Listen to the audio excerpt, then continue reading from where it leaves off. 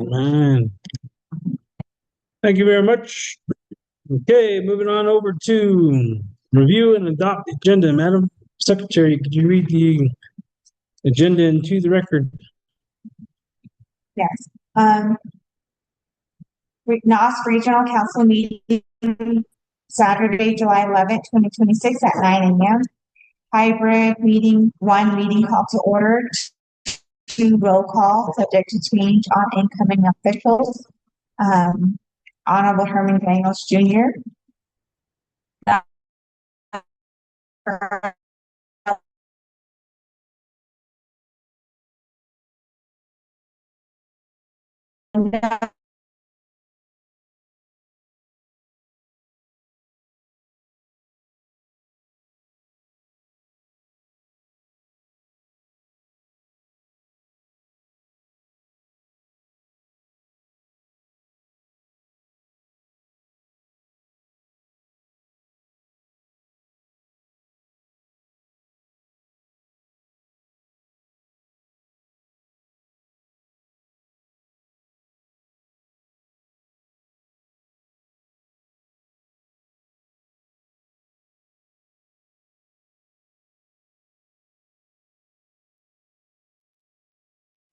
Mrs. Crystalline Curley, 25th Navajo Nation Council Speaker. D. Mr. Herman Daniels Jr., 25th Navajo Nation Council Delegate. E. Ms. Fern Benali, Navajo County District 1 Supervisor. F. Mrs. Judy Begay, Coconino County District 4 Supervisor. G. Robert Black Jr., LDA to Mr. Herman Daniels Jr., Navajo Nation Council. H. Joan Gray, NNOPVP, Western Agency Representative. 7 reports, NOST Regional Chapter President. Please email reports to NOST Secretary for limit reports to 10 minutes. A. Naatsis'aan Chapter President. B. Oljato Chapter President. C. Shonto Community Governance President. D. Tepican Chapter President. A. Presentation presenters. A. Senior Center Updates, Una Dotson. B. NOST Regional Capital Project Updates, Michelle Peterson. C. Department of Health Division Director, Charlene Yazzie. D. ARPA Updates, Mr. Jim. E. NCWA Water Projects for Cynthia Charlie. F. NOST Regional Council Delegate Candidates. 9. Resolution Action Items. 1. Resolution number NOST 2026. 192. 001.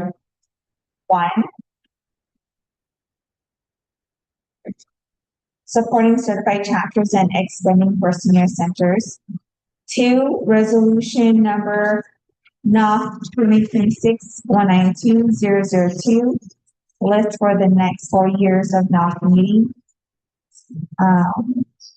3. Resolution number NOST 2026-192-003 TBD. 10 announcements TBD. A. Saturday, October 3rd, 2026, 9 a.m. Naatsis'aan Chapter 11. Okay, thank you very much, Madam Secretary, for reading that into the record. With that, you'll have a motion. Willie. Second. Miss Belinda. Comments, questions regarding the agenda? Any other? Go ahead, Robert. This is Robert. Yeah, thank you, Chair. I'd like to have a request to add Navajo Power to the agenda for reports. The reports. Okay, we'll put them on number 8. Okay. Power.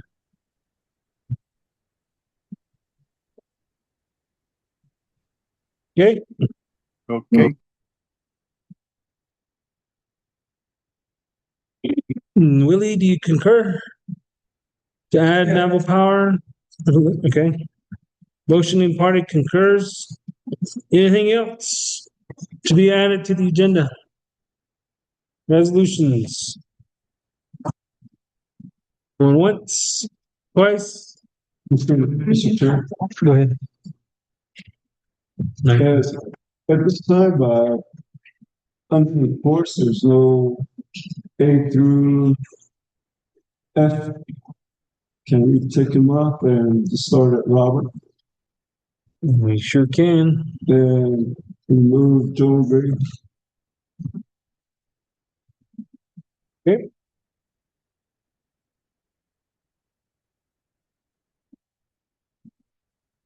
That it? Yeah, that's it. Okay. Thank you. Sure.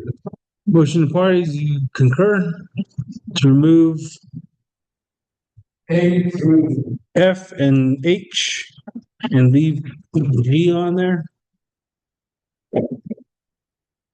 Okay. Any other questions? With that, call for the vote. All those in favor, raise your hand.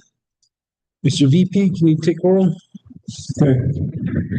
1, 2, 3, 4, 5, 6, 7, 8. Robert, how do you vote? In favor. 9. Oppose? Abstain? With that, we have a total of 9 in favor, 0 opposed, 0 abstained. Moving on to approval of the last meeting minutes.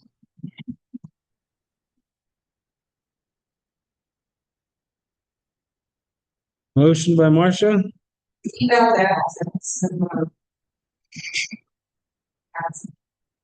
Okay. Okay, do I have a second? Alex? Okay, with that, we don't need to accept as is. All those in favor, raise your hand. Mr. VP, take roll. 1, 2, 3, 4, 5, 6, 7, 8, 9. Robert? Vote in favor. Okay. We have 10, looks like. Oppose? Abstain? 0. Okay, with that, we'll go ahead and move on. Reports. Item G, Robert, LDA, you have the floor, 10 minutes.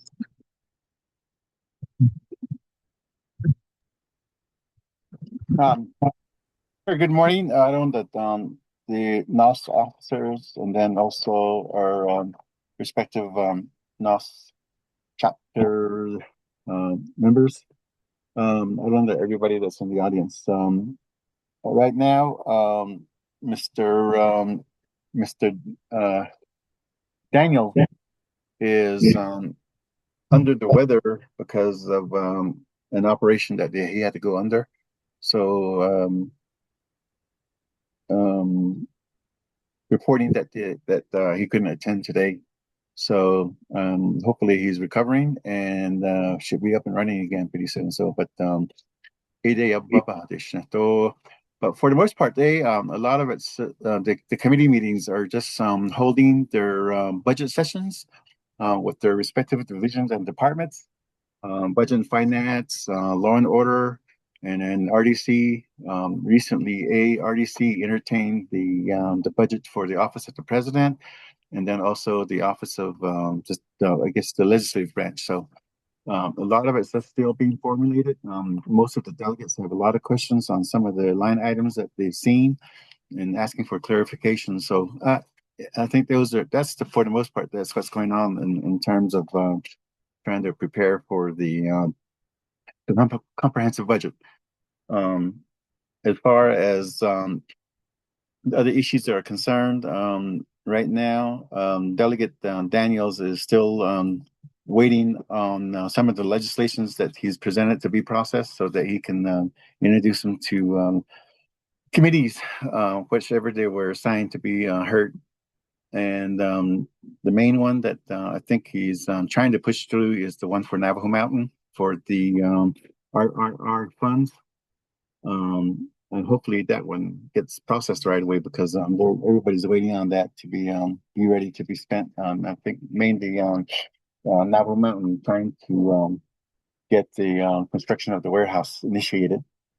For Shonto, the only thing that comes to mind is the hotel operations that's scheduled to start sometime in mid-July down there, so it should be coming up pretty soon. The Navajo Nation's Resource Development Committee passed the limited waiver of sovereign immunity for the two entities that are entered into the business site leasing process, which is Wyndham Corporation and Navajo Nation Hospitality Enterprise. So that legislature is now ready to it's done process. So and right now I'm thinking that hospitality has initiated the process to start the hotel, and I just looked over there today, and there's some people parked over there, so I'm assuming they're probably working every day now. So but other than that, Delegate Daniels should be just making his routine meetings, which is basically the Law and Order Committee.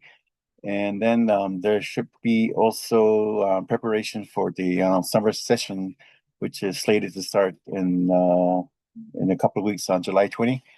And then other than that, I know that the funding for the Senior Citizen Center could also be in motion now because of legislation 0090 was moved to be approved, and so hopefully that goes through all the way, and so that one of the recipients of that legislation, if it's all ready to go, it will be a TBK for tackling the construction of the Senior Citizen Center. So hopefully that one goes through. Around the recent allocations from the NDOT, I'm not totally sure on where it's at right now, but we've asked, meaning the TBK chapter officials and I guess collaboration with the delegates office to have Margie Begay from NDOT present the overall transportation planning for TBK chapter, and in there should be a discussion on N16 that was initiated by Club C member Danielle Thompson to have a report done N16. So, and he asked the delegate to support a request on TBK's behalf. So initially we were scheduling it to be a presentation at Club C, but right now it's included in the strategic session that's being planned for July 22. So other than that, Chair, I'll also be coming up with the monthly NOST Regional Council report for each chapter. So I'll be sending those out to you, and I should be presenting the one for the meeting at TBK tomorrow on Monday. And then I think Oljato chapter A, I'm not sure about the chapter meeting, if that's going. And then presentation for his report to Shonto on July 13. And then also at Navajo Mountain for the July 19th meeting. So there should be the report coming on his behalf. So, yeah, Chair. Thank you. Thank you for your report. Comments, questions?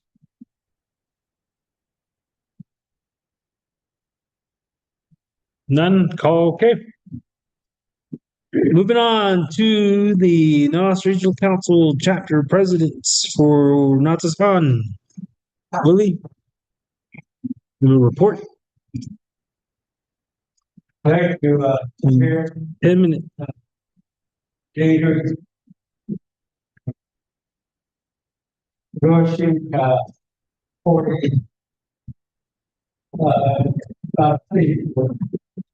June 23rd, 4th, I had to meet with the Colorado Plateau Foundation. And the work session. Um, they're open to receive proposal. AI's potato. I'm working on what they call community water plant in conjunction with the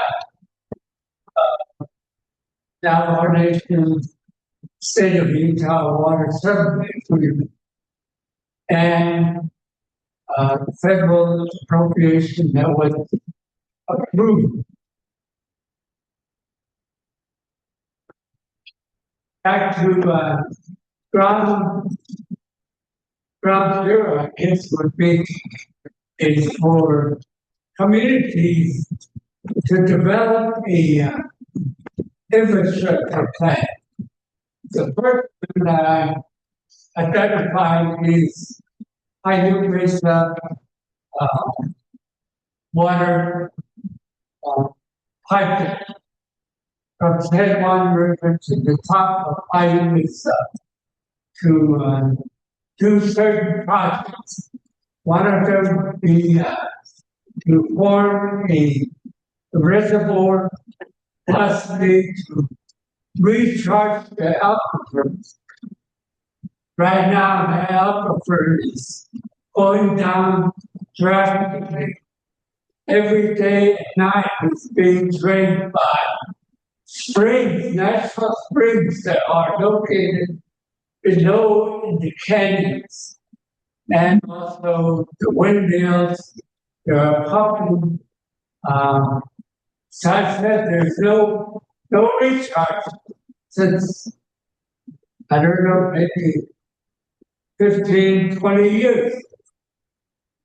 No heavy rain, no snowpack, nothing. So yeah, I'm working. Pipe, they out through the pipe basin to form another earthen dam, possibly to pump those waters upstream, up the water, to create another reservoir that possibly would be used to irrigate the canyon floor for improved grazing area. The others are Lake Call, 2010, Running Stream Canyon. Those are not improved by it. There's some agricultural fields, fruit trees, water by the stream, and hopefully some plantings and detail provide to pump the water up to the top of the lake, which is probably about a mile and a half. And another one is to tap into Lake Powell near the former confluence of Colorado River and San Juan River to possibly turn that into a grazing, improved grazing area. So people would take advantage of those for livestock. Those are plain written plans. I would need that to have a certified engineer work done to see if I could get determination as to type of energy use and the amount of water that irrigate possibly 500 to 700 field, irrigatable field. So those are major undertaking that we are looking at. The other one is the earth and dam restoration project. We did get funding from the state of Utah, but looking at it closely, reviewed it, looked at it, it didn't seem that it followed the protocols of procurement, either under the tribe or under the chapters. So I'm holding off on signing.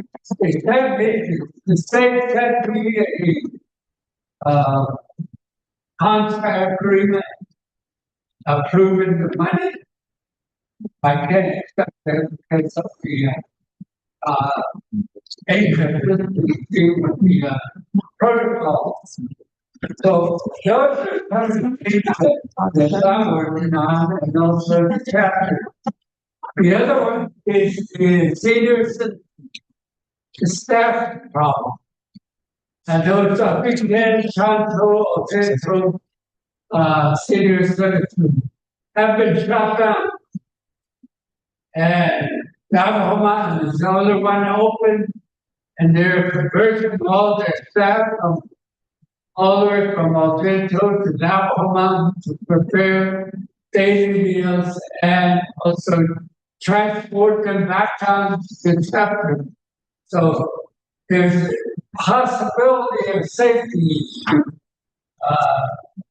Was raised as to I don't know if that's addressed or not by the program at this time.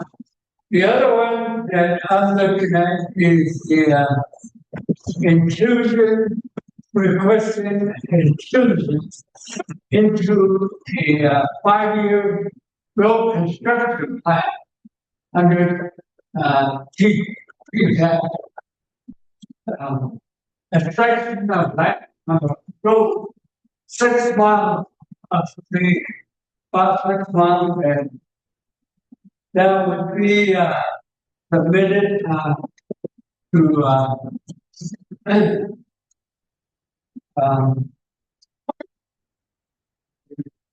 Navajo Nation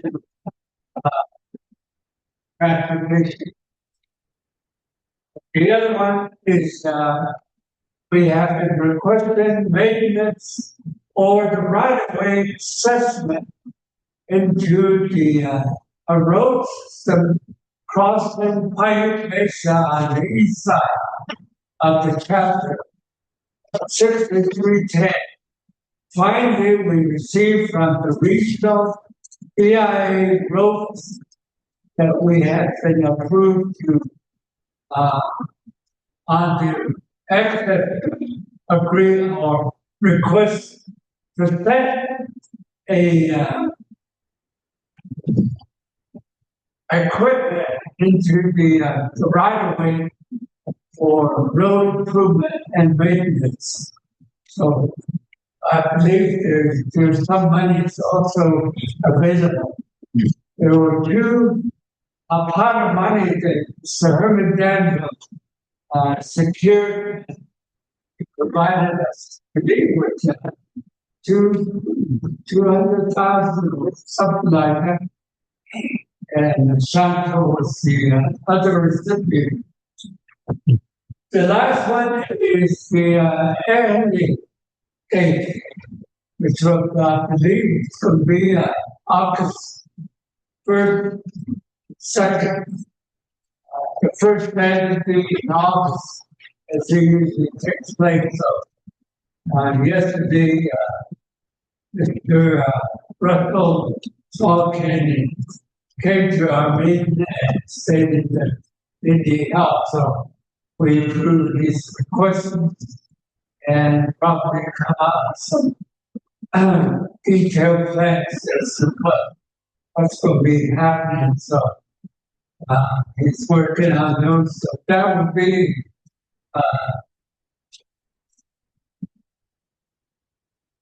using my report. So the other notice that I received was that I tried to talk to, National Park Service, and I was shut down. And they, on the other hand, just lately, said you have no rights to access water, San Juan River or Lake Powell. And I turned to a water attorney, not of the Navajo tribe, but outside. And she's there, or understanding is that the congressional legislation and the language supersedes the national park, what they call buffer zone establishment, a 10-mile buffer zone from the bottom near what they call New Clay or Clayville, all the way down to the bridge, the dam. 10-mile buffer zones where we can't do, we're not permitted to even take a cup of water unless national park service. So that's the kind of obstacle that we're facing, even though the water act says otherwise. So my challenge will be to see if we can have the resource development committee come back and support people to, I don't know if they can, have been trying to get their support for the last 4 years, nothing has happened. So I don't know if I can continue to do that. Thank you. Thank you. Questions? I have Linda and also Sir Alex City here, so they can add to the report. Yep. No other questions? Okay, moving on to Oljato. Do you have a report? I do not have a report from our victim president. Moving on, Shonto, community governance.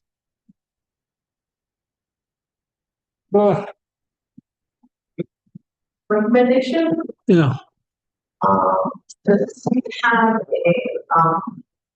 this is a NOST meeting. To be reported on the record that we need to have all the chapter president, and it's already like a process like how many months ago, 3 months ago, that's when out of then our next one is up. So recommendation is that like what we heard from very nice here. I think it is most important that all chapter president, each year president to give presentations because it's very important that part of a regional council meeting that we have, we would hope that we should have report on what's going on regional. Those are recommendations, and I like to do that. Report document on the record. Okay, it's on the record. Shonto. 10 minutes. Good morning, everybody. My report, the roundhouse training in Shonto Revitalize redevelopment. Okay, building area. So we have the one with and the university tribal time, and also university of New Mexico. And Dr. Ed Florida, and also Dr. Michaela from University. And then she's our education people who do the same driven.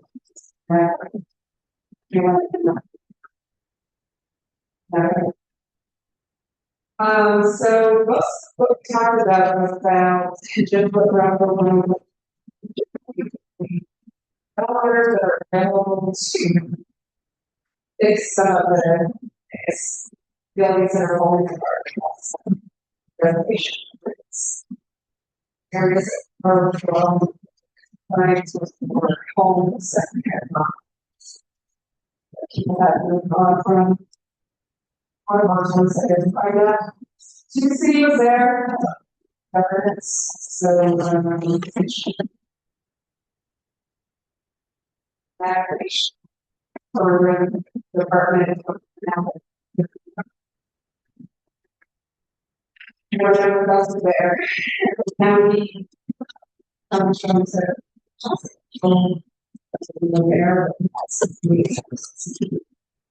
So that was a plus. Right on the way for this too. The foundation of one of those is the picture of that.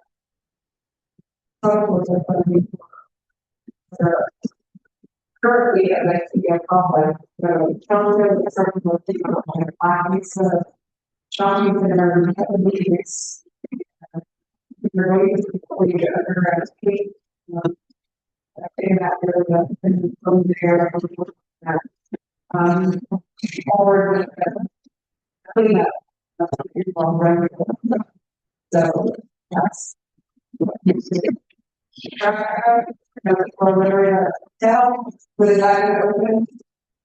Right now, I believe last time they the request for the waiver of sovereignty. If you're not familiar with that, what's going on there is that since Navajo is an enterprise, they are tied in their connection with that nation. So the Navajo Nation's sovereignty versus if you have a corporation.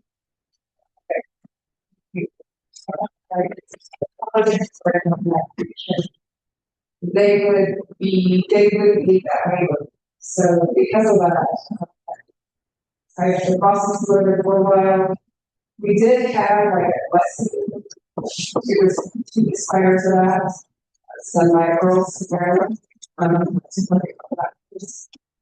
And I get numbers of the grade. And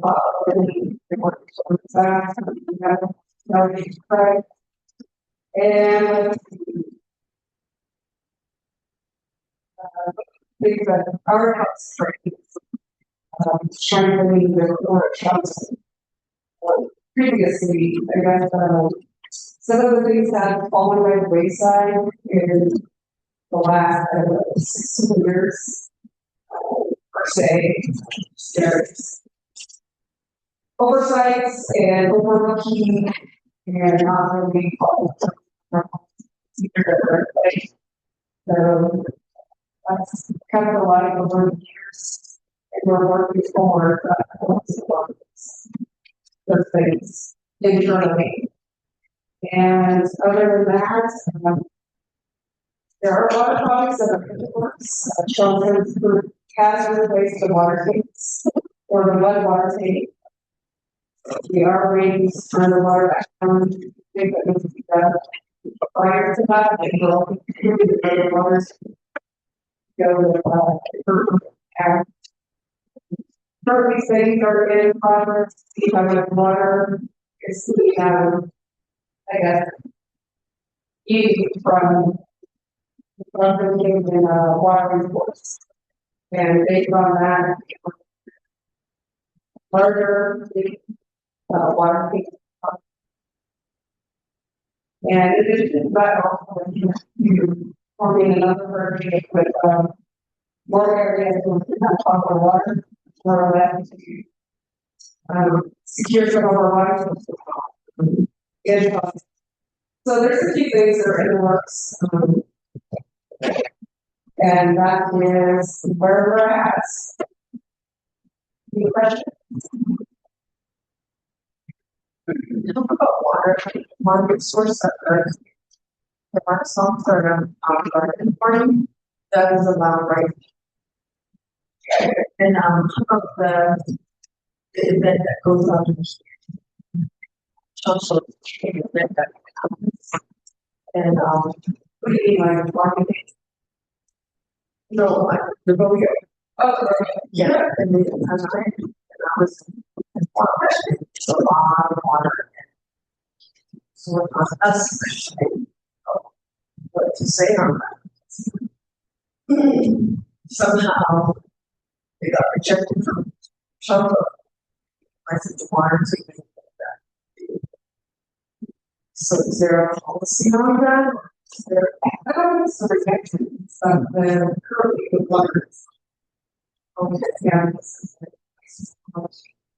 Some of the engineering wise, to keep that in mind. One of them is located the source of another water park where it's shown. So we're waiting on that particular assessment.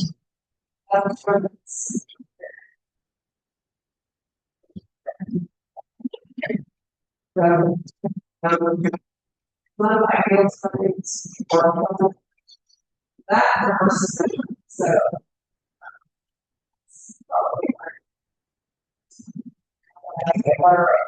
you can't. Yeah. We're kind of right across the center. It's just a matter of there's some parts that are not available.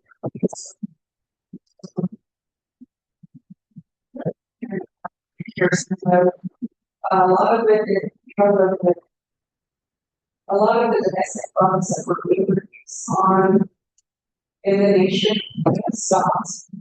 The terrorists, the terrorists and they communicated that terrorists and that with the map. So the first was here's the name of the world. That should be another animal here. Yeah, going forward. The other questions. Oh, Shonto against you're there. You don't have to read no one. Yes. No, very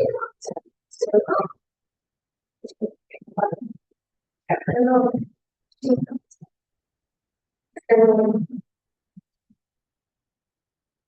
have a report from our administration or sheriff that's what they say. There is the bus ready to get school source of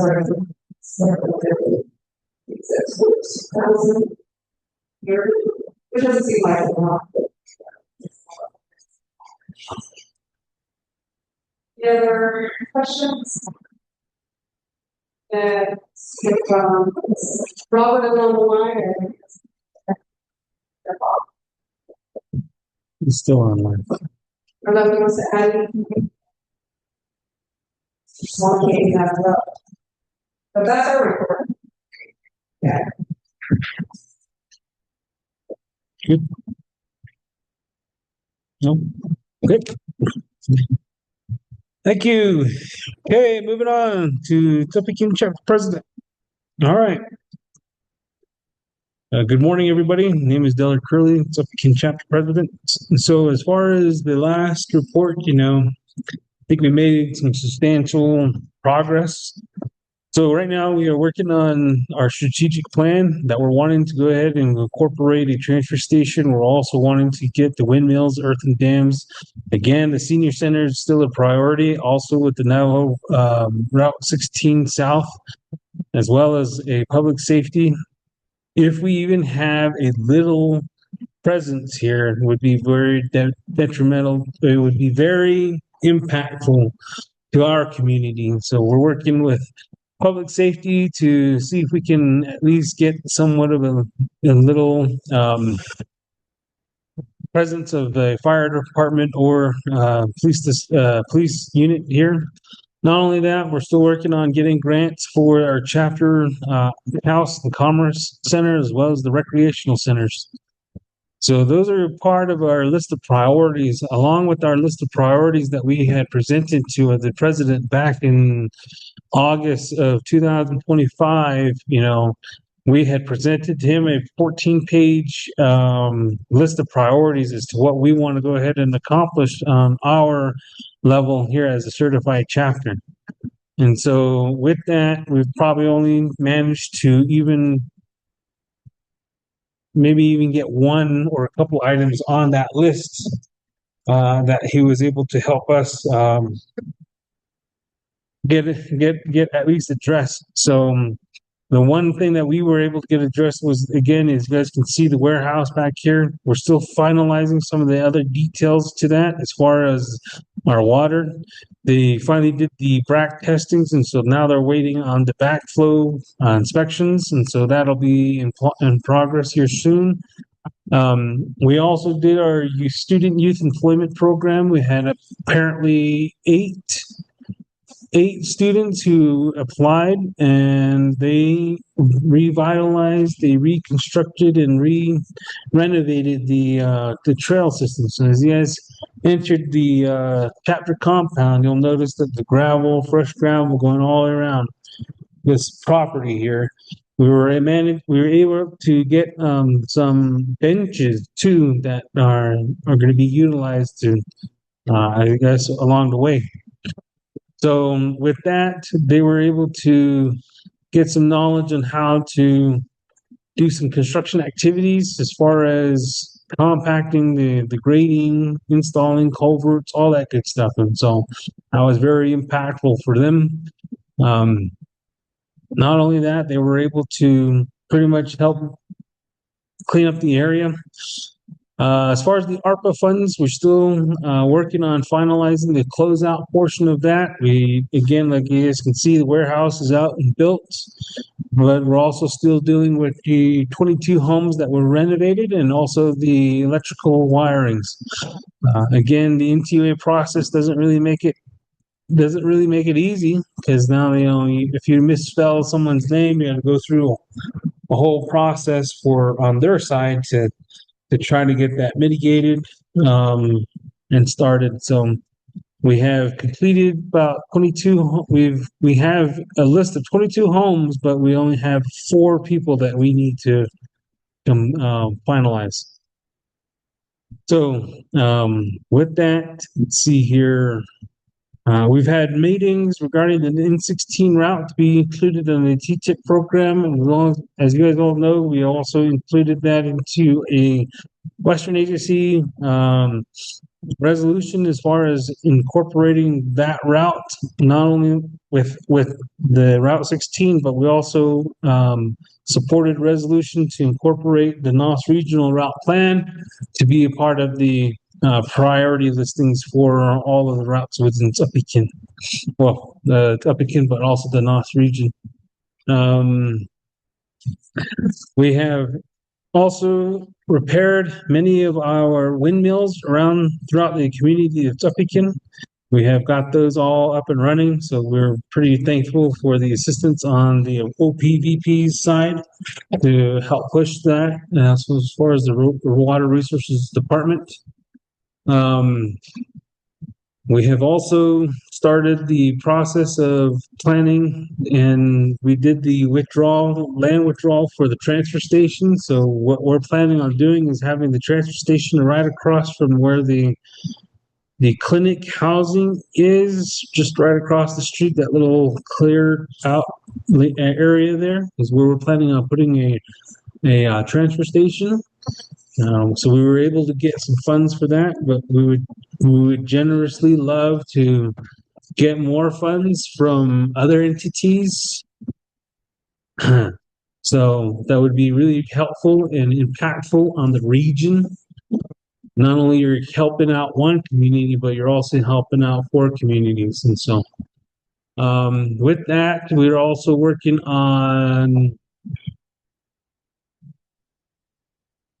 the rural addressing portion. I guess you guys know that we did complete that last meeting where we were talking about how we addressed 400 homes throughout the community of Ts'ah. But now we are going through the daunting task of installing all of the markers for the homes, and also providing those physical addresses to the residents of Ts'ah. Let's see here.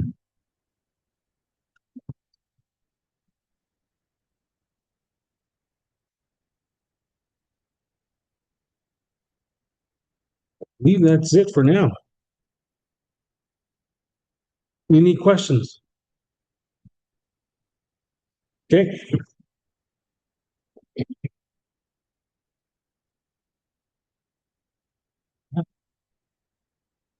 Come on. Going back to transfer station. Yeah, that is our plan, but, since we're here as for, maybe a recommendation that you guys would help us out with it, because it's gonna take care of your region too. I haven't here or saw anything that the other 3 chapters are doing something about it. The only one I know is kind of the student. So with that being in our plan, maybe a recommendation that the 3 other chapters are not have not has none of the Oljato has the so not for that map. Yeah. Maybe you could assist us and support us with this transportation bill. And we're support some sort of resolution to help us out. Thank you for that. It'd be great too, because then that hotel does require their waste to be moved somewhere. So be nice. Go ahead, Willie. The plan when I was at San Juan County Commission was to connect Oljato, Navajo, and also to Hudson. That was the main idea. We still haven't done it or a very probation and still pursue that. And I was there was a commitment of $1 million made by the state of Utah.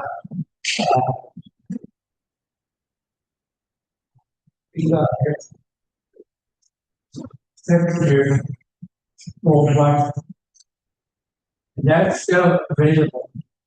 I'm still trying to think and think those $3 million to do the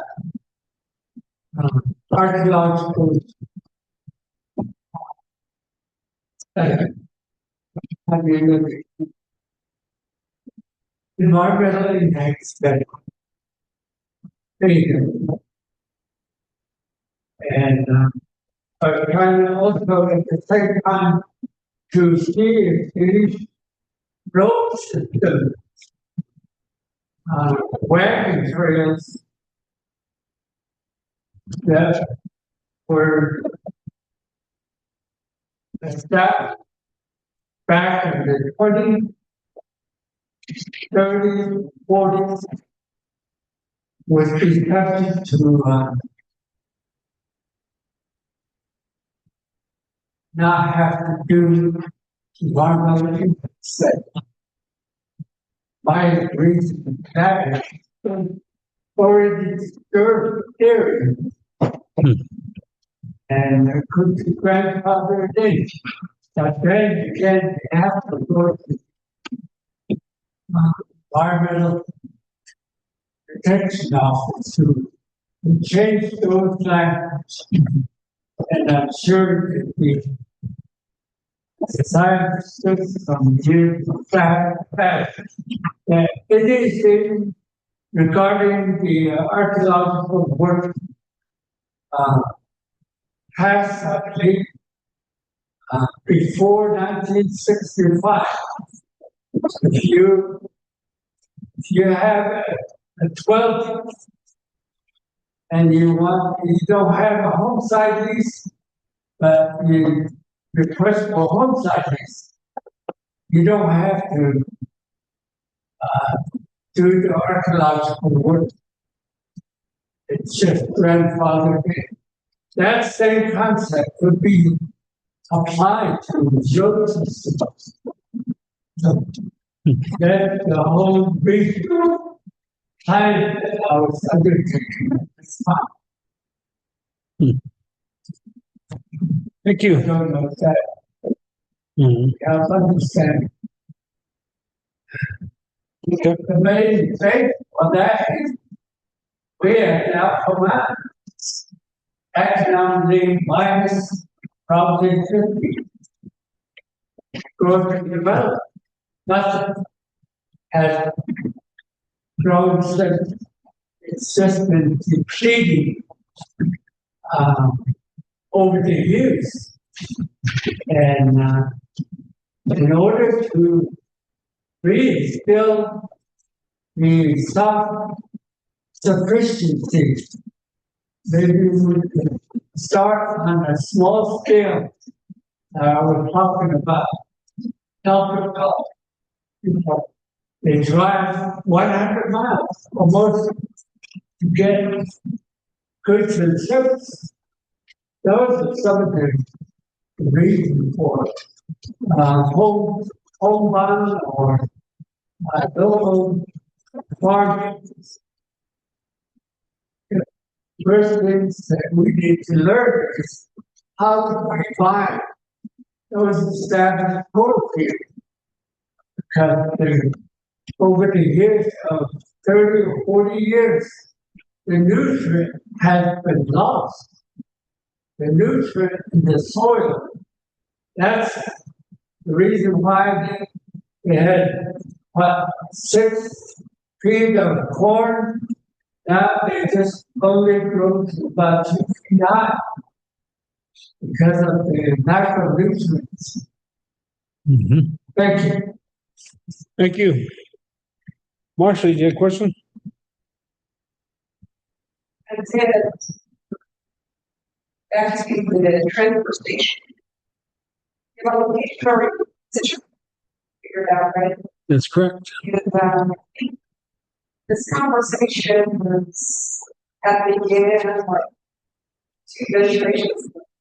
They kind of died out. And I don't know if Shonto has a resolution as a reason for you guys. And that would be my Thank you. Okay. Moving on. Presentations, presenters, senior center updates. Rena.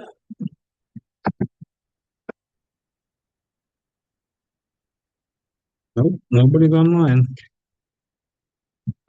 Okay, moving on. NOST regional capital updates. Michelle Peterson. Nope. Department of Health Division Director Sherilyn Yasmin. Nope. ARPA updates. She's not here. NTUA water projects for Cynthia Charlie. Nope. NOST Regional Council delegates, candidates. Guess just want to go ahead and give you guys some time to Ladies first. present or provide your information, I guess. Ladies. Marsha, But that, just wanting to, on item F, we have NOST Regional Council delegates. I guess more or less it's just to introduce you guys to who the council delegates are running, who are running for the council delegate position, and then just to give you guys I guess a platform to use however you want. right first, or just going, You're first. okay.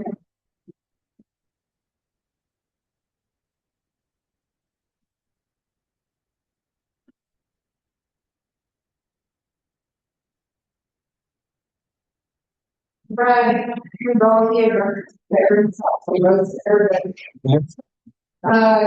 Good morning, you guys. Like the rain.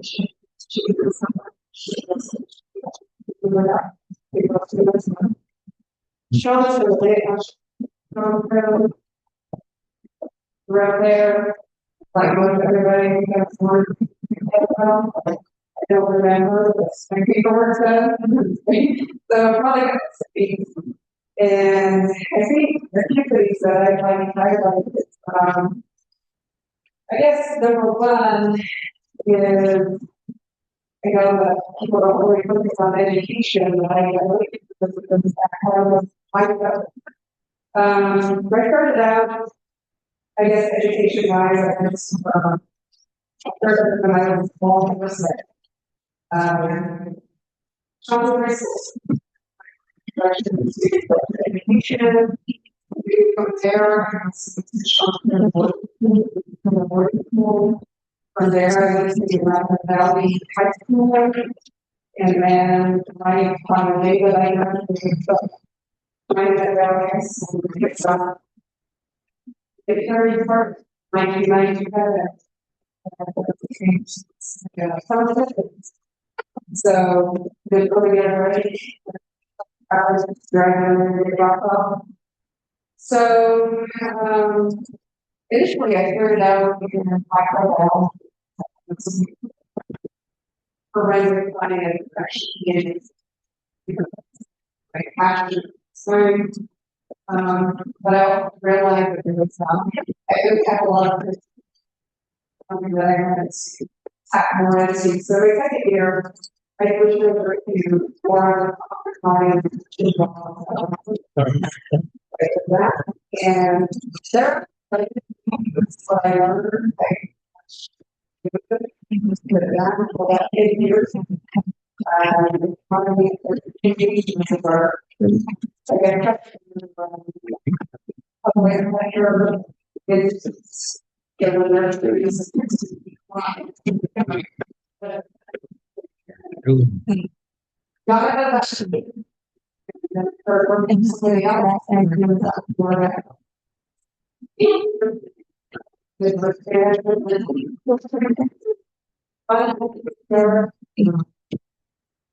and then as a show works, we use a nonprofit organization, change plans, and here, so you finance there. The direct time and explain this. And I So that's what I got that. then I sent this to Rob. And then currently I work with small businesses.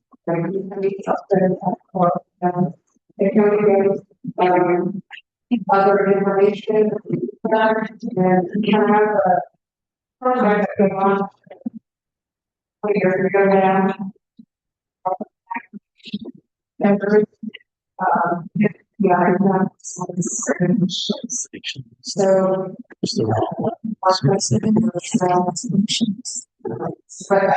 so, that's their work, and we're also looking forward to starting other new avenues, space for small businesses that active funding that It's in the timeline. So that is, my red 6090. and I'm also currently a Shonto maybe government chapter 11. When I was second year, has been very interesting. I guess aside from the two things that I'm doing, so work and also serving capacity at Shonto community governance president. I like the challenge of the government, way more. I feel responsible. So, I mean, not to say that there's other barriers that I could work with and to come together. And I guess now to why I decided to run. Mostly because there's a lot of work that's big ones. One, of course, things that we ran into entrepreneurs, someone's people run into us. They go through the process of registering their business, like business science, application, regulatory, legacy of our registering business. The one also at local certified government with a farm designation, alternative form of government for Shonto. We have our own barriers,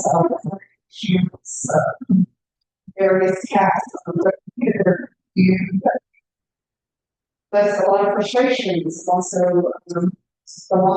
assets that used to bring revenue for the So there's a lot to be desired in terms of navigate the I guess barriers, challenging, and I feel like I know enough about it to be able to do something. And then on top of that, of course, infrastructure playing directly into or improving the quality of life for people overall. And there's also a disconnect that I feel that central government has with our local governments. Basically, having to do with economic development. I feel like central government is making jobs or creating jobs, and that doesn't bode well for other economic endeavors. So, it's a point to get $60 million telling us you're paying $500 million a year into the people that are working there, but never gets. So those are just things that we need to examine. Refurbish, refine, find better ways. And then the fourth for the region right now, he mentioned the road to Oljato connects to Navajo. Each product is something that meets that as well. Roads are one of the larger issues support. But also those that are modern as well, and around climate change, what they will initiatives of the national doing, or we looking at climate change condition, but will be problems. Also goes to energy, various other things as well. So there's a lot of them. There's a lot that needs to change. There's a lot of exchange of policies that people are there not only member but also our central government and also Ideally, all the way back down to the person who affects and instigate the local people, the grass. So, my level of those or have my platform. Also, I'm self-funded. In case anybody's wondering, but it works. So, raising, using my own money is campaign. So that's the way it's said. Meet and greet this afternoon at 5 p.m. 7 or this week here at Oljato and Shonto locations. We'll see what the primary brings today. So on the ballot, they're active. Which I'm for. But I want to thank you. Yeah. Sure. I have a question. So, running for this council area, how familiar are you with working with which is fun?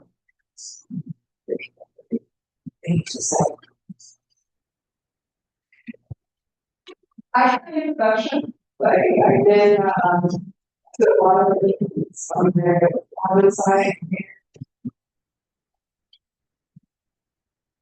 Funding comes from. I also went to request for housing. I know $8. We have one that governor so they understand the challenges are I mean the people that are not speaking. So I do understand that portion of them. And I guess my question to you is we have well, it's just that I don't have a specific question. I'm wondering how processes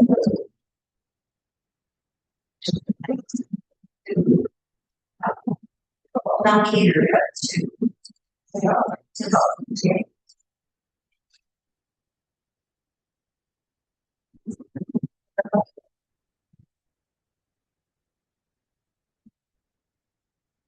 Thank you. Thank you. Okay. Next up, Don. Can you still back to the side?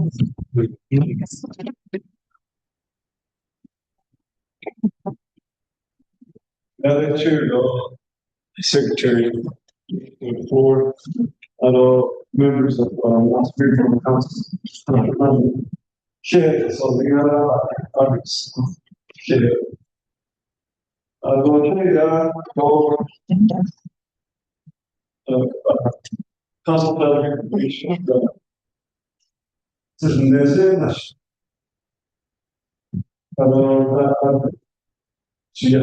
Naatsis'aan Türkiye'de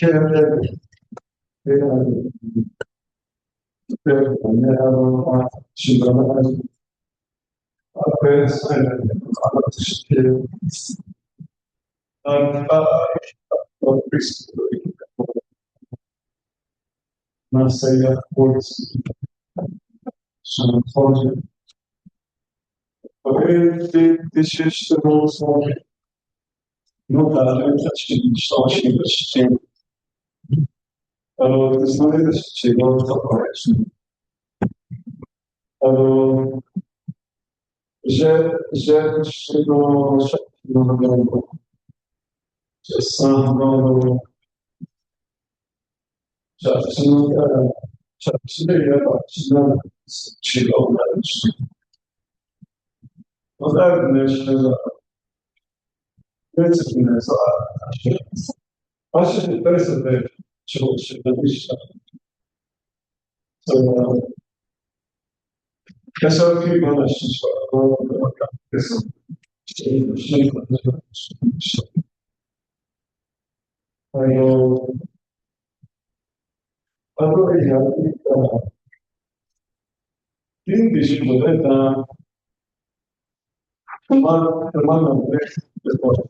Tamam. Bir de 5 tane bir şey. Çaba olmasın doğru kalsın. Doğru kalsın. Şehirde sanki ecel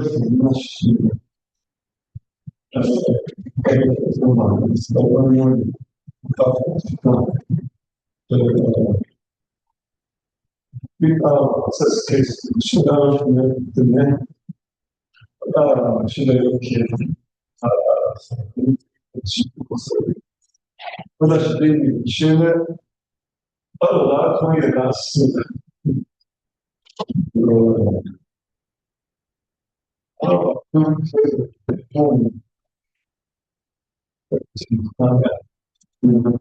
Bir de kişiden aslında kişiden ses kes.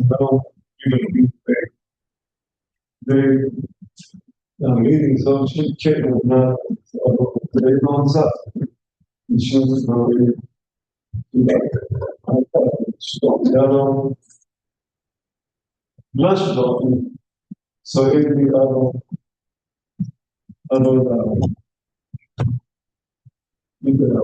ma fare la facendo ci mancano ci integrare anche personalmente anche personalmente no problems appena anche sempre c'è di altro sono una delle sai so c'è مش مش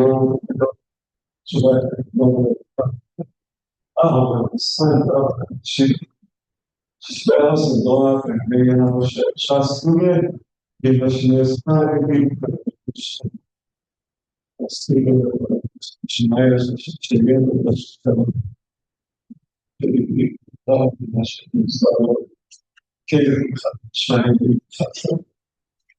so maybe crochet short I don't know the sunshine. I don't make the money style in the month. I don't you ASU days that we show. And then where has been to get mounted is Shonto. Cool.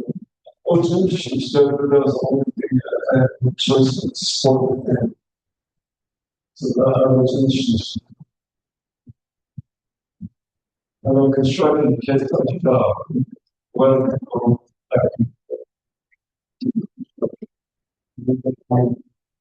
maybe one should some kind of issues. So I'm familiar with teamwork. And then it's balance. Yes, efficiency and how people this balance.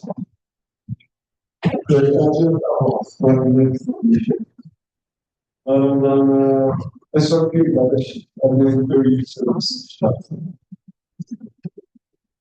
30 years service. And not that the shit and stage of planning. Okay, so it's not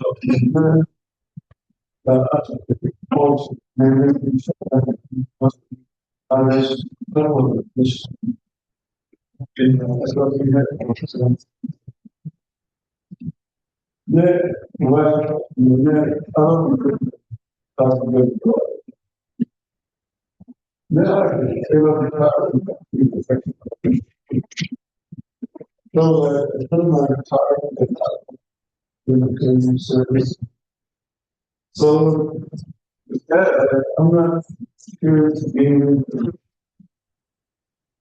So, I know this land was. Okay, the Lebanon, she finished, mش And I'm son, because the shop. I was on she's all, and she's national. So, now, other councils are all different. Shut up, and she gets talk. This is health, and then another. And how to health, should be so. And then okay, how to, I don't have a background check. I don't have the, I don't have any felony, sorry. You know, when I have a couple of people, they do that. So here, that's all I have. So every day, I can do that, and we are not accountability. No, it's not just so there, so I don't know, so no, so maybe the project is not saying top, but starting to see projects. It's just motion and open, and then I want to say, actually, so I support the projects. I don't know if it's into a big well, we trust fund. I don't know that. Now we balance legislation possible. But please, should not unfortunately. But okay, they are not then you can trust them. They are yeah. Actually not. So very well, object to look at the judge and tell me it's just nothing. That's just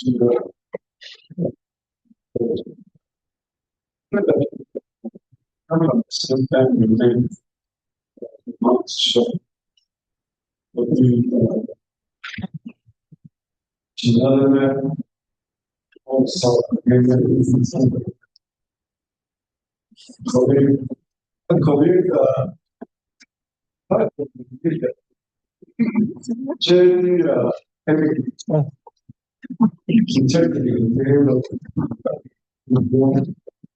so maybe I speak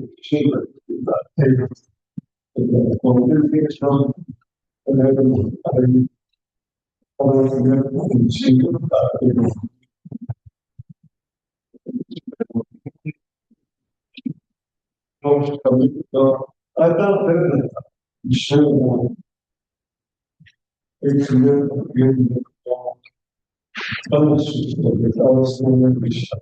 and the more something to live together, some representation. We must finish strong, yes, not I don't know if that's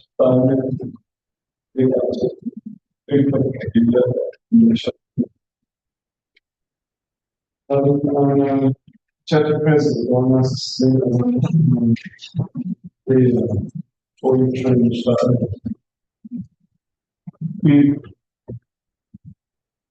president of the Chicago strong medical skill.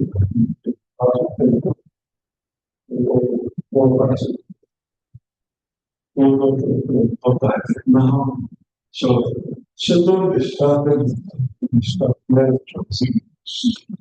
It's not it's not going to be any problems. They are built up this sustainable community growth.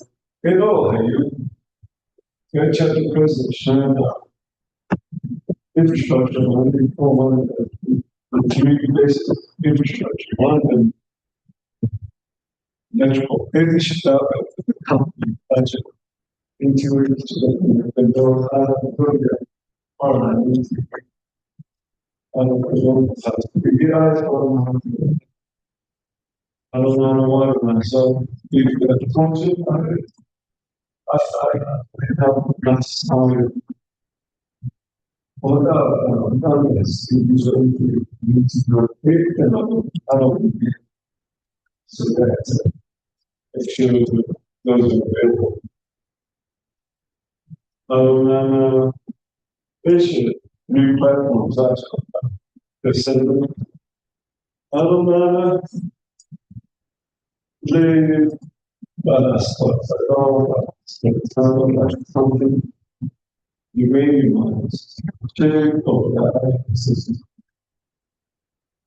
So it shows up a system that no maybe.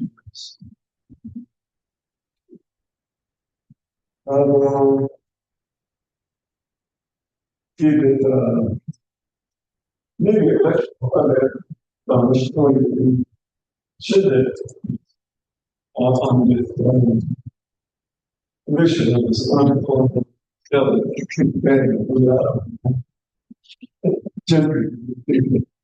so so the lecture not shut up. They shared in the shop and Shonto okay. You. Questions? Okay. Moving on. Item G, Navajo Power. You have 10 minutes. Yeah, it's really today, to be honest, the scientists have power,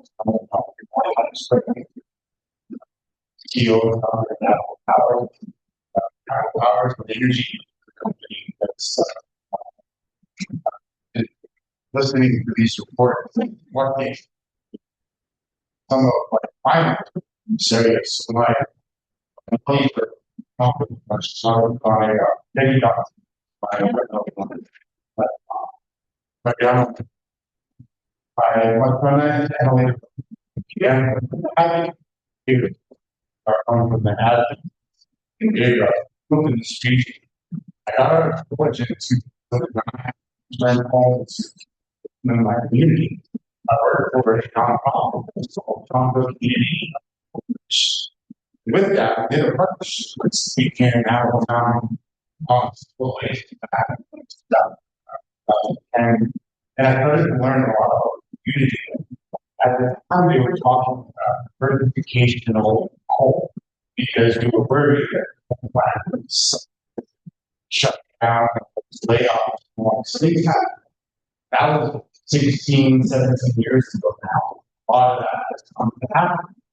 The coal plant closed, the economic stuff went away, and the United Nations, in all of those years, made all these plans to try to buy the plant, buy the mine, buy the operations that grew because the economics just didn't work.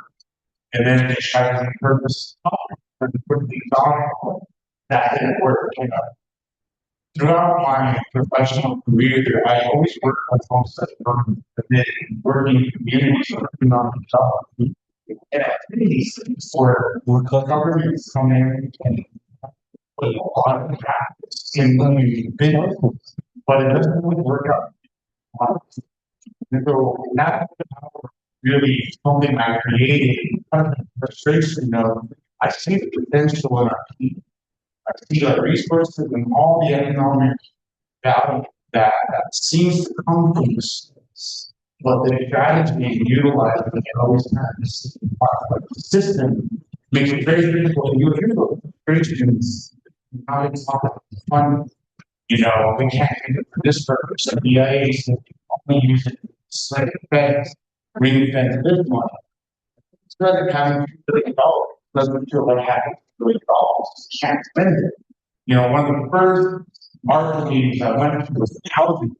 And they had just got $100 million for veterans and these programs. The first thing the director said, we don't have enough money to spend this month, which is very odd. What speaks to me is the system itself, even when you give it resources, doesn't result in a better outcome. Down. That was my frustration, was seeing that over and over again. Government getting more money didn't result in a better quality of life of people. Correct. There was a lot of leakage and things, and so I saw energy as a way for us to generate something. And instead, I wanted to focus on something. We've been doing some presentations with the Division of Economic Development, others talking about business and economic development. There's some key factors that I wanted to point out, just to give you guys some things to think about, especially the last. The average household income in that nation in the states around us, Arizona, Mexico, Utah, all their incomes are at least double. In Arizona, it's $80,000 plus. In Mexico, it's $70,000 plus. In Utah, $90,000. What that tells you is leaving, moving from the reservations, you can double your income. That's what it's taking to our people. Or staying here, you have to figure out how to survive with half the income you could make somewhere out there. Those are two different conversations that we're not really having. When we talk about, well, what is the health of our economy? Because we're looking at our government. We're looking at how much money they're off, how much money the program they're making, the purposes they're doing. And it feels very similar to what the United States is doing when it's talking about, the stock market hitting record numbers. People around feeling the speed, feeling the cost, feeling the things. If you look at our economy and you evaluate now, we shift the business. You look at our revenues, you look at our assets. In the last 20 years, there's been transformational people who have had pension funds and trust funds, like we actually have a trust fund. They have grown their exponentially in the last 15 years, taking advantage of all these policies that, the billionaire my money will eventually circle down, give me the tax savings that I can now. That has led to growth of, multiple numbers. Yet the nation's has gone from $6 billion in 2010 to $9 billion today. That is not that very conservative movement, and so there is leakage. Somewhere there's you can put money in savings in 2010, you're going to make more money, but by that point. So that goes back to strategy and growth and the way to think about it. Our revenues, if you've been listening to the budget talks that are going on in council, are $300 million. Every year, when the council produces its budget in September, we're spending about $600 to $1 billion a year. 300 of that comes from things from those things. The rest of it comes from feds or other programs, like what we would call pilot programs that are pre-funded by the feds. Take over that now. That means we're living in a borrowed economy. We're not able to cover our debt if we don't have that subsidy coming into our coffers. The growth of our nation really depends on our ability to look at the issues we have available and figuring out what's a acceptable use so that we can put food on, keep the light on, and it feels. And right now, if you look at this, and we were looking at that debt consultant saying, okay, how do we right the ship? One of the things is we got to grow our economy. So I'll give you some numbers. Income for 36, $400. That's what a lot of studies spin it at. Unemployment is a little bit bigger, but the Department of Economic Development states about 39%. The Fed states 15%. The Navigation and other departments states about 50%. If you look around us, it feels it definitely does. Even if it's 16%, that's 4 times higher than the states around us. Even at that number, if it's 40%, that's 10 times higher. But that is astronomical. But in those gaps, there are opportunities. If we can create jobs, that closes the gap. If we can raise income from 36,000, and I'm running some back of the table math, what we need in our economy to level up to match the states around us is about $1.5 billion in new wages in our communities. That means more jobs from every age to the public. We need to figure out exactly where we can create these things.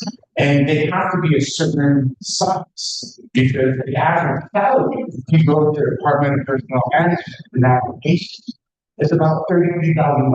If you look at all the PhD positions, all those, we're not even paying our people a rate that's higher than what is already considered low. And so adjusting rates, adjusting wages, looking at all avenues to try to raise household income would put more money into our economy. Putting money into households means that it goes to gas stations, it goes to the bathroom, it goes to the business, it goes out. Putting money into government doesn't necessarily go to, in fact, it probably goes to something outside. Because when an application person is talking, do they buy it from our people or do they buy it from our vendor? No, they go to Home Depot, they go to Lowe's, they go to all these places. Even looking at policy, we're spending the money. When there's probably a Navajo, the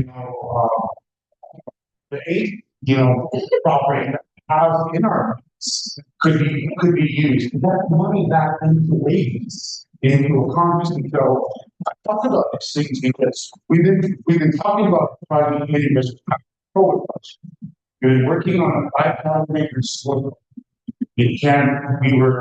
Last time I was here, we presented a top issue that we're working. Unfortunately, council did not want to approve that because the way that they thought about it was with waiving taxes, again, reducing money. And I can understand that. We don't want to be reducing the amount of take in the nation tax. But the issue is there's never been a solar project of this energy projects.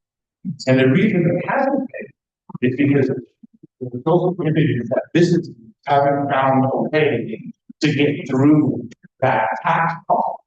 And so the business investors, they look at the application, they say, how much is the land cost, how much is the marketplace, what are taxes? When they see that elevated number of taxes, the first thing is I can't afford it. If someone's age is going to be more competitive. And I'll give you one example of how that relates in a scenario. When the Navajo Nation had a dealership to the city, Davis Chevrolet sitting there, you used to be able to buy a truck. The highest sales tax district in the entire United States. The only place it's closed, some places in Louisiana, some parishes have some high sales tax. It's 12.9% each of Navajo Nation tax. You have Coconino County sales tax, and you have state tax. All of them compound because all the economic centers into the city, they're county islands. And they're owned by non-Navajo business. And so they're paying 13%. If you go to AutoZone into the city, you're paying 13% on top of what you're buying there. If you went to Flagstaff, it's 8% there. If you buy groceries, no, they exempted food tax there. And I point that out because if we reopened that sales cartridge, and let's say we sold $50,000, the tax burden that placed on the buyer, this is the Navajo Nation member, $50,000 would add $50,000 in tax to the purchase price. Now, if they drove 80 miles to the state of Arizona exempts Native Americans except for and so they wouldn't pay the county, they wouldn't pay the state, And then if you got the dealerships delivered to the reservation, you wouldn't pay the city tax. So you would have a zero tax burden by driving the flagstaff, buying it from a non-national business and having it shipped out. So it costs you 50 going to flag for 50 to the nation. Businesses see that. And they said, why would I ever put a business on the national nation if that's what's going to happen? All put it in plastic. They have infrastructure and investments. That's the narrative we are fighting this election. When it says, what are we going to do about our economy and our jobs, renewable energy, all the things? That's the county right there. It's how to reverse the flow of money so that more income and more value stays with the nation. But just because the nation gets switched up in purchasing a vehicle, it's not worth it. The homeowner would probably say, no, you should fix it. So the government can give me an additional revenue, but there might be a balance in there. Maybe there's, and that's what we talk about, tax incentives. If you were to create a tax incentive that way, because you can look at what the state of Arizona did, they created an exemption. You can look at it as they made sure that every Navajo or every native in the state of Arizona will make their big purchases on state land because they exempted the tax. And if you're buying anything big, why wouldn't you go to some place where they'll cost you in the bed? But they made a policy that attracted Navajos to buy stuff from their businesses, from their buildings, from their territories. They're reversing the policy on them. Whereas our own government on our side doesn't really use taxes or strategy to see where businesses are finding value and where they're located. Every single border town around us makes a record of something. Yeah, more millionaires per capita live in Gallup. The Ford dealership in early mortar in Gallup sell more F-150s than any other dealership in the world. We know we have the economic power here. We have the resources. We have the workers. Someone's going to bring that back in. So that's why the company created these energy projects, because we wanted to build big infrastructure that could bring jobs. The wages that come from a solar project all are above that 50,000 annual year. That's the target we are looking at. Jobs in our community. 50,000. Let's move that higher. So if we can average it, that's the targetable number. That's reasonable. And what I've seen, the other thing that we've done is we started an off-grid company that was residential off-grid solar called Navajo. And we've been providing solar off-grid systems for the last 3 years. We're now powering about 550 homes. The way we did that was not by saying we need to raise $1,200 for each home. We literally got $200 credit for each home per month. With $200 extra in the household income, they can afford to buy a solar. That refrigeration, lighting, TV, entertainment, all the things that they were struggling to afford, generators and gas. So when you can scale the problem down to not be something that feels like billions or millions of dollars, and say, okay, $200 extra.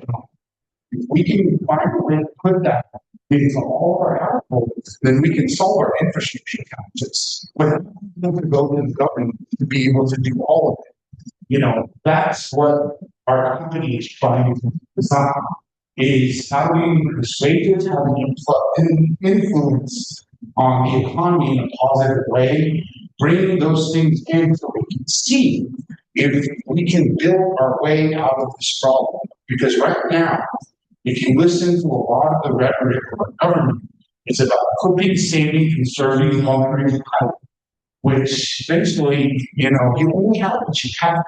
And right now, it's a nation, the Navajo nation.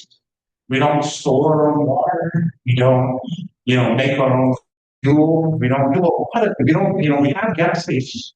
We have an oil and gas company. We are powerless against what gas prices are doing to our community. We can't bring them down 20, 30 cents, even though we own those companies. And so as a nation, and this is my speech to my leaders here, we need to start thinking, planning, and making hard decisions around challenges that have kind of been left in limbo for the last 50 years. You know, our governments are big. Chapters have all been around for 30, 40 years. I think not older chapters, you know, in terms of when they were created and when they were actually given for the Shonto got LGA status, you know, 20 years ago. So it's not, or actually 30 years ago now. It's not like we've had this forever. You know, it's been in our lifetimes that this has existed. So we need to take that and run with it. So now how we're creating these jobs, these opportunities, you know, even advice from the government to try to look at it. It's about trying to create a parameter and a marketplace that I know how economies work out here now. We don't see the tour buses we saw 10 years ago. We don't see like the volume of traffic or the enrollment in our schools. There are indicators telling us that our economy is struggling. And yet, where are our leaders? You know, that's again, it's always my concern is if this was a business, if the Navajo government hired the CEO, the CFO, the CEO, all that, we would have fired them. And that's the kind of business that I really try to promote is like, let's beat down with the decisions we make. Because here, bad decisions get you in bad situations. You know, it's why we're always having to come up from, you know, because we don't think far enough ahead in our decision making because we haven't had the responsibility of leading these things before. So now we're trying to figure out the Western system with traditional feelings in it. And that takes a little bit of time. But I feel in the business now that what I'm trying to bring, I guess, and where I look at it, is I'm trying to bring some economics to the conversation. So with that resource, our leaders can plan better with what we do going forward. So I just want to provide that information and those data points so you know when you're looking at, when you're listening to people about the platforms, you know, they're saying, oh, I want to get, you know, a tax deduction, this and that. The reality is like we need to also focus on how well people are and how do we measure this. The data for that just doesn't really exist. But if we could measure how well our people are doing, we would be much more responsive when things are starting to happen. Because we would know that we need to change our strategy point. And we are at that point, you know, in our kind of growth as a nation that we need new decisions and innovators. So that's really what I was hoping to bring, you know, what we're trying to do, and we'll continue to do it for our project. We are working through different channels, trying to figure out how to get a solution for our taxes. You know, and I've been out here now 20 years, so I'm not, you know, there are barriers. Things happen, things fall through, that go your way. That's the reality for me. Well, you don't just cower and go hide. You know, the problem, measure it, figure it out. You know, so that's what I try to bring with this. I'm not running for anything, so it's not like that. That's not the case. But I just wanted to give you guys that information and also just let you know that we are a resource too. If there's any way we can be helpful with conversations, we've been presenting information on job numbers and things like that so that leaders can get a better idea of what supporting projects like this can result in economic activity. So with that, I got some chair. Yeah. Question. Good. Want to connect the question to sense. So how does now the calendar consider, I mean, how do you make this eco-friendly considering that solar panels and batteries are non-recyclable? I mean, they just create trash. Where are you going to dispose? And how do you make it eco-friendly? The solar panels, they figured that out. Like most of the solar panels recycle, but you're right. There's something. But you know, the way I look at it is it's kind of easy that, you know, being like huge flow, but unfortunately we're in a very heavy. No one pictures they just throw it away and start placing. One of the first projects I did when I just sent you that study that we did. We found 2 million acres of illegal dumping just between the 3 chapters, Shonto and Navajo. This was 15 years ago. I hired 3 kids to do that. Now, that being said, we are looking at technology. So our batteries, we're currently using lithium, but I'm looking at sodium ion next. Sodium ion is going to probably be the next thing we use. Sodium is way more recyclable, way more user friendly, and not as reactive with the current lithium ion. The reason lithium is taken off is just because of the popularity it's used in tech. But what we have to encourage is technological development. That's where we have to meet like some sort of growth of like the human race. We can get so let's do that for 99%. The plastic with the least recyclable thing in it, everything for almost like 200 years. We had a battery that was literally keep breaking that down, just removing the battery. We need to figure that out with the newer technologies. We've got control. There are manufacturers that take the plastic, metal, this stuff, and they're getting about 95% of that back. But you're right, we need to come up with an environmental protocol. That would be the traditional setting of the land. You cannot have people without the land. And that's the thing is like that's part of our like in our big development, so our reclamation plan. Like we have to pay bonds to essentially run the cost. We estimate what it's going to take to pull out the facility. We have to identify the facility, put those things up.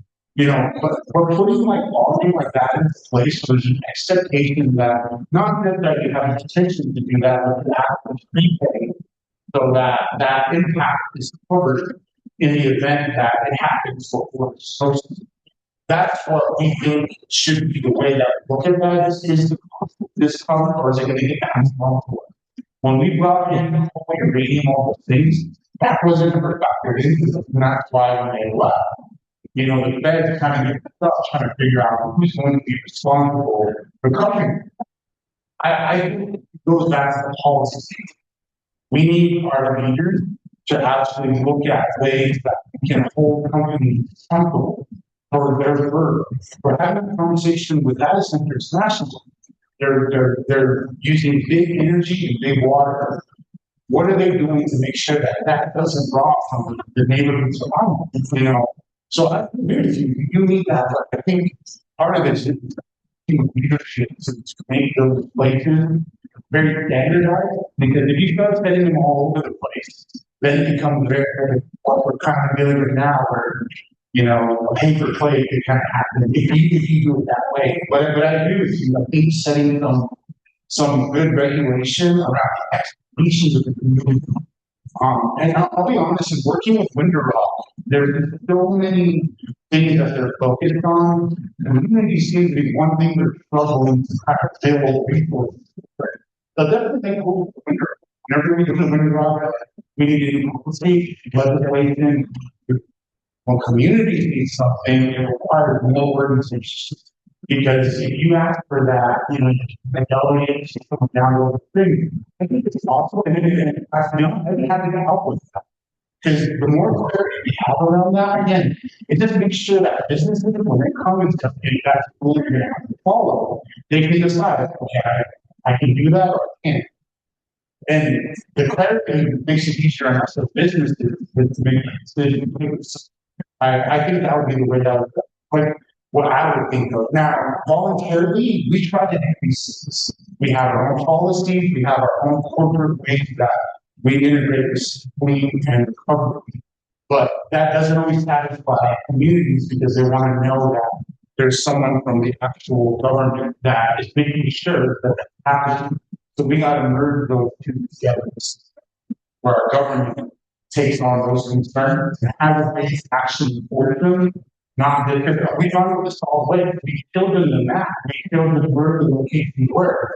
And they're like, that's all they could do about it. Yeah. They couldn't put money into it. They couldn't put people, with them until 2020 that they actually had resource officers for the summer wage program to go and fight people for legal dumping. So 10 years after we did our study, did they finally get something that could be helpful in making sure that it didn't happen at the like? That's good to know that that's something you have. Well, maybe kind of like to, make it understand what you're kind of asking the question in the non-traditional. So we need to educate our people to understand, to understand that, there's a way to do it, but going forward, we're trying to protect the past, and then forward, it's more the next generation level. So we're trying to educate the people in our community. For right here, we're always going to the conference.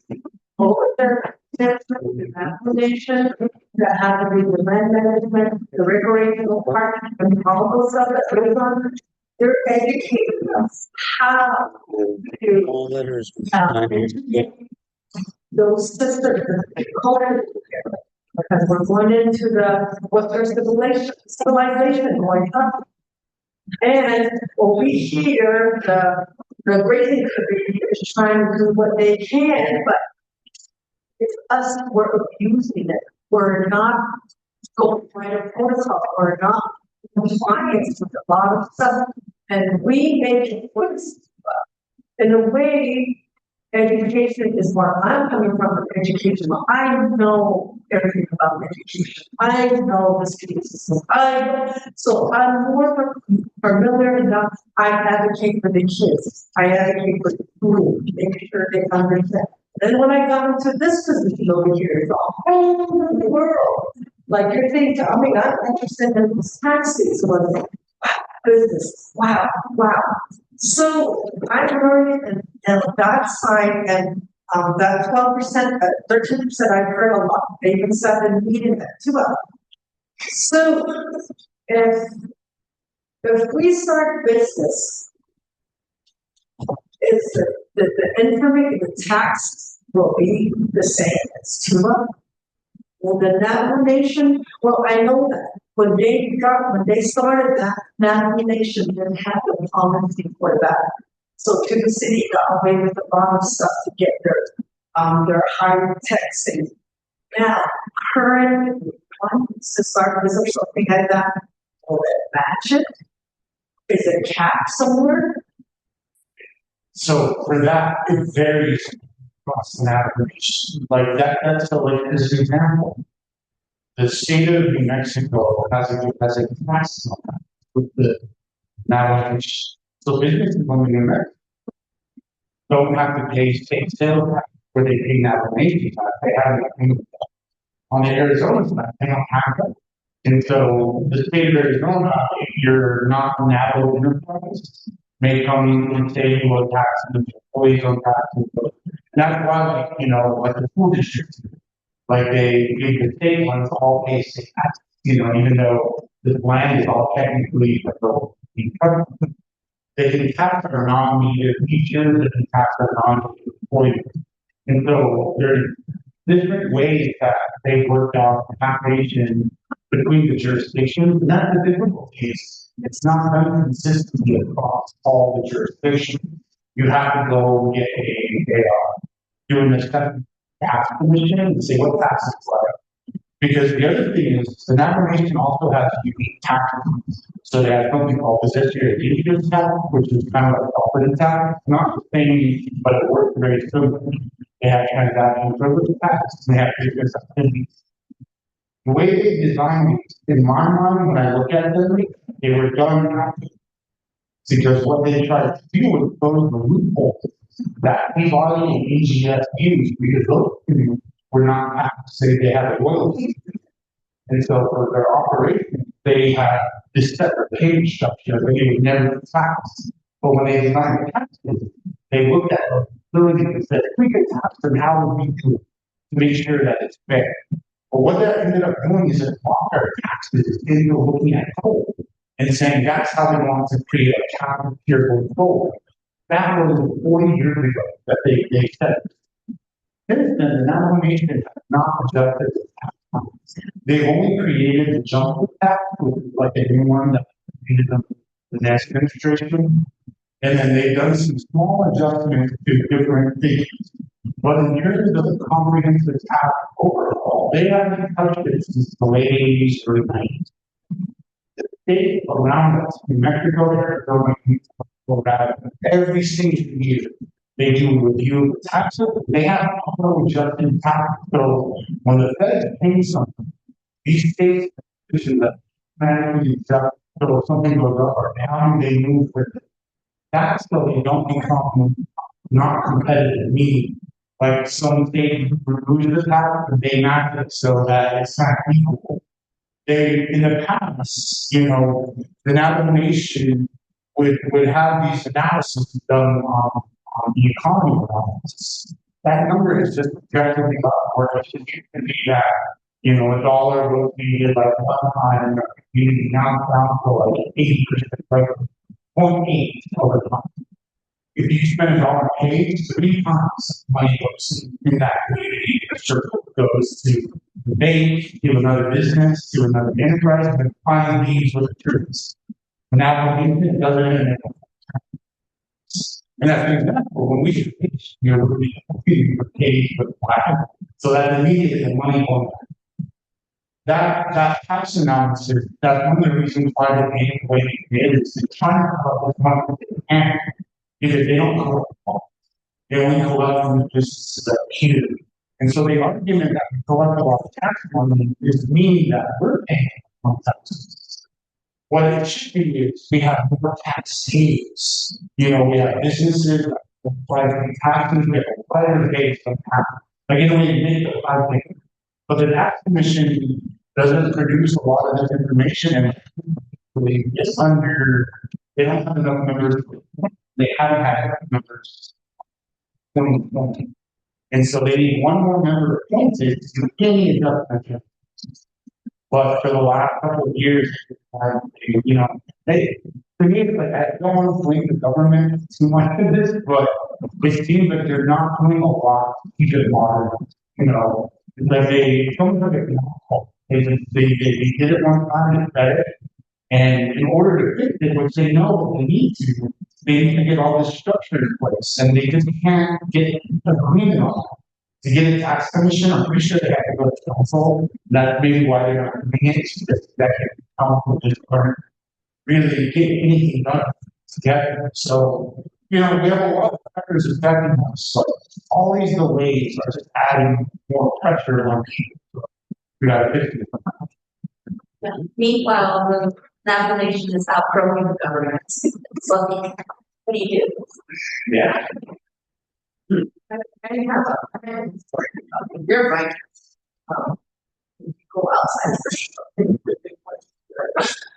Find a vehicle we're purchasing. A couple months ago, we're purchasing a regular vehicle.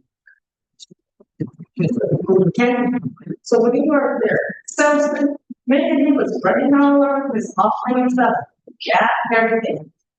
And we sat down and said, we had my dog going on, understanding all this stuff. I asked a lot of questions. Our boss is telling us they didn't come in, especially Navajos. They come in, work your butt out to get their stuff. So they buy, and then I go, did we get approved? That's how they see it. We're following this. And it's not said, but it was and that's why when you win big at Twin Arrows, they take 23% tax. When you win big in New Mexico, it's a lot less than that. You're welcome. Chapter Health is kind of donated, and I probably put in a lot of that gaming money. You guys, you're welcome.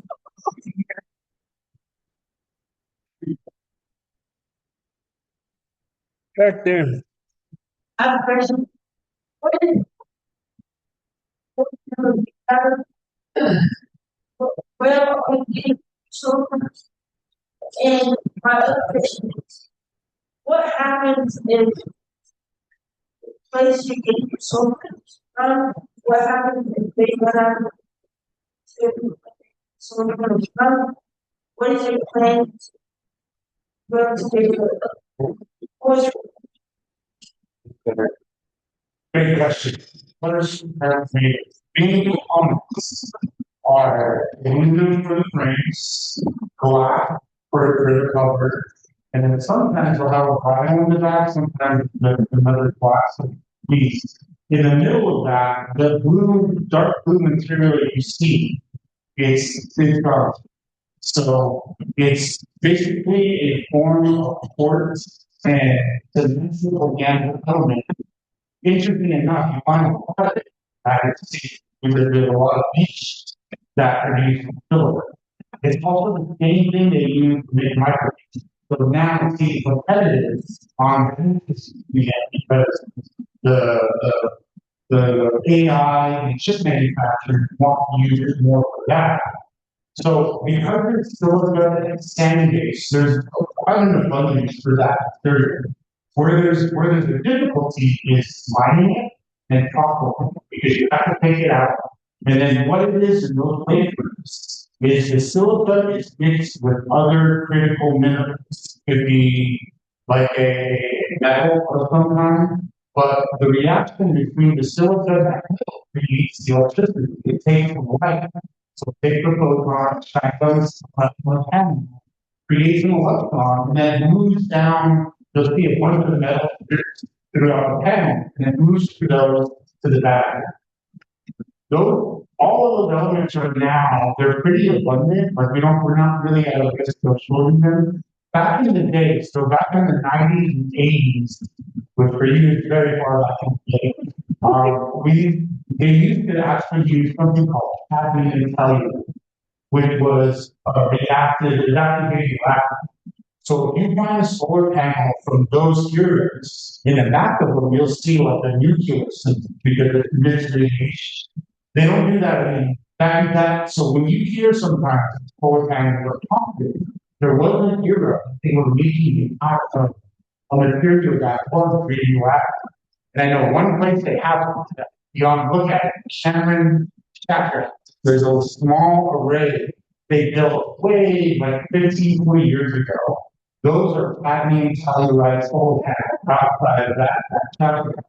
We don't use those, so we prefer the ones that they call inert, but I know like solar itself has no emission. There's no, the only thing that comes off of them is what you call a magnetic field. And so electrons that come off of it, that's all you really see from it, because all it's using is like create electricity. So very, very simple, but that is another story. That's the one that we got to figure out. The solar panels themselves, right now, they last, so that silica can last 40 years under our current way that they're currently designed. They have solar panels now that they design should last 100 years. And so they're making them more durable and more permanent, so that if you put them on a house built today, you wouldn't even ever replace them. They just stay up the life.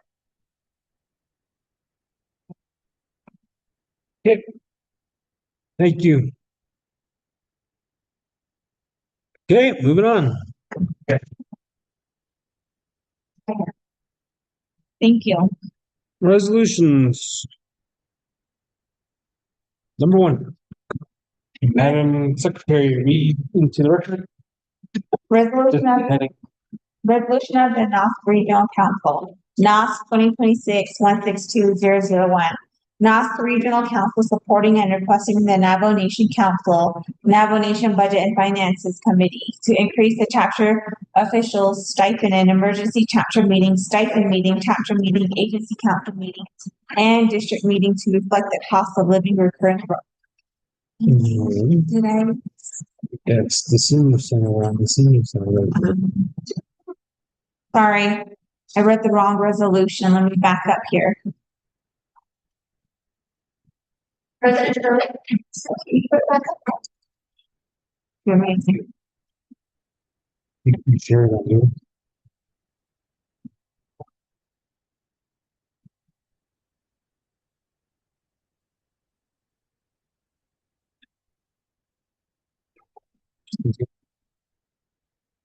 You hit the zoom. Maximize it.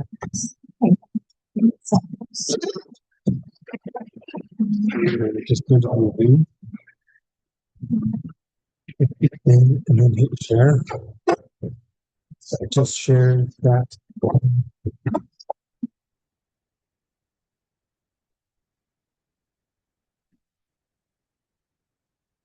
Really? Having so.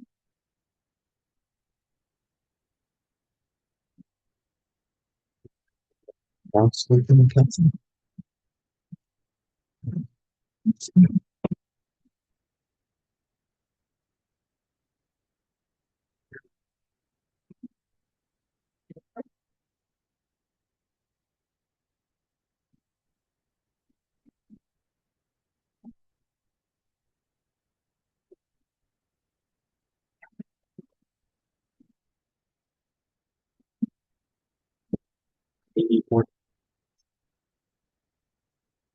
Right. Well, we can. Okay. Okay. All right.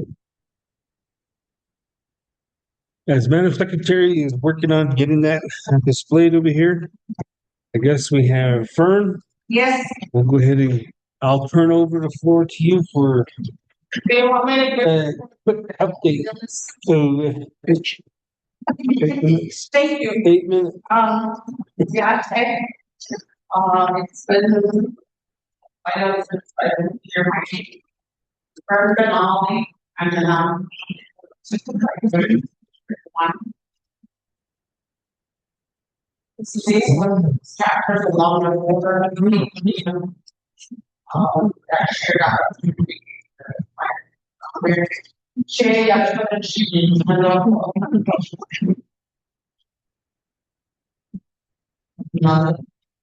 and then, minds, southwest side.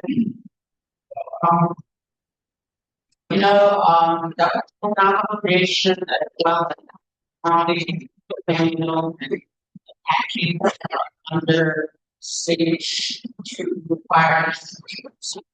That means no fire or any kind. I know some people have ceremonies and stuff. So feel a fire outside that make sure it's attended. So you don't want to get in trouble because of fire. Now you should understand. Then don't be driving in the woods, in the dry grass, in the dry grass. No driving chains or any kind of any kind. You can smoke, please take care of your cigarettes to make sure that they are totally out. And you guys that have brush fires. But the big fire last year was over at Oak Springs. It was up here downtown too. That was like such a renting staff to like, but the one over chainsaw. So no chainsaw, no shooting, nothing like that. Please, shelter as the maintenance. We are in the aluminium stage of the weather, meaning it's going to go from one extreme to the other. It's hot, it's very hot, already experienced that. The monsoons come. The monsoons usually come during the time that the council delegate is ready their horses to work. percent. So some areas have already had rain, have had no rain. But if the rains come, that means it's gonna be pretty extreme. Prepare yourself for that. Rain, yeah. People are in it. Yeah, that's so. Hopefully we will get them on this year, last 2 to 3 years, we didn't. So all our roads are fixed, all our culverts are in place, but we need to be on this, the backpack. The ring area away again. Although most of Navajo County uses a lot of China bricks, potholes and replace culverts and rebuild dry out, wash out with backfill, stuff like that. Everything, oil, just area. In the winter time, it's algae, super algae, because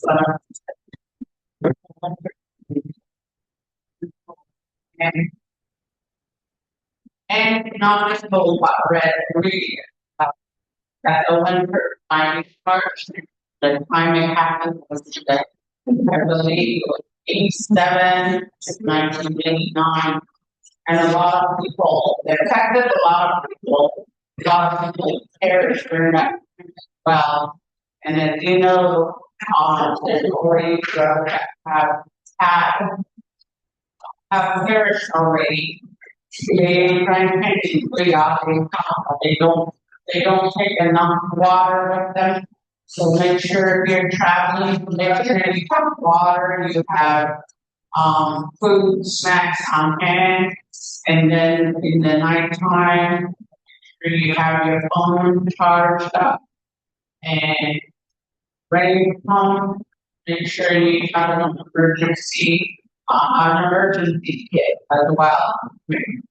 Education, share, educate your community regarding these things. That they should have a flashlight, a towel, your cell phone fully charged, and maybe some extra battery or your flashlight and such.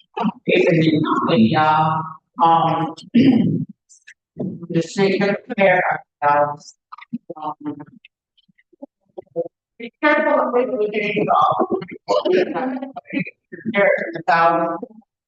for getting away to the home before that. We're in a situation.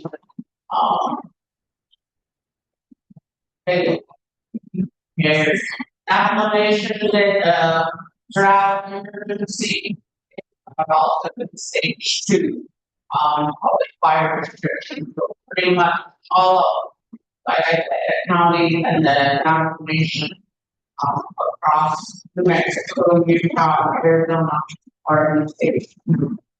And it was said that we do get plenty of rain on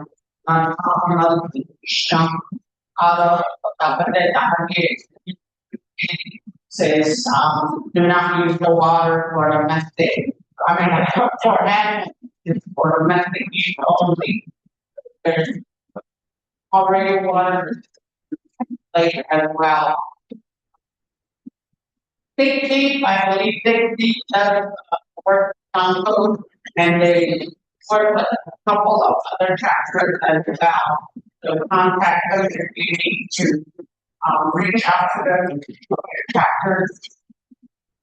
I know for the county, we have approved the sub budget back in last month. So we do have district funds. District funds are up for office supplies as well as events and at the chapter level.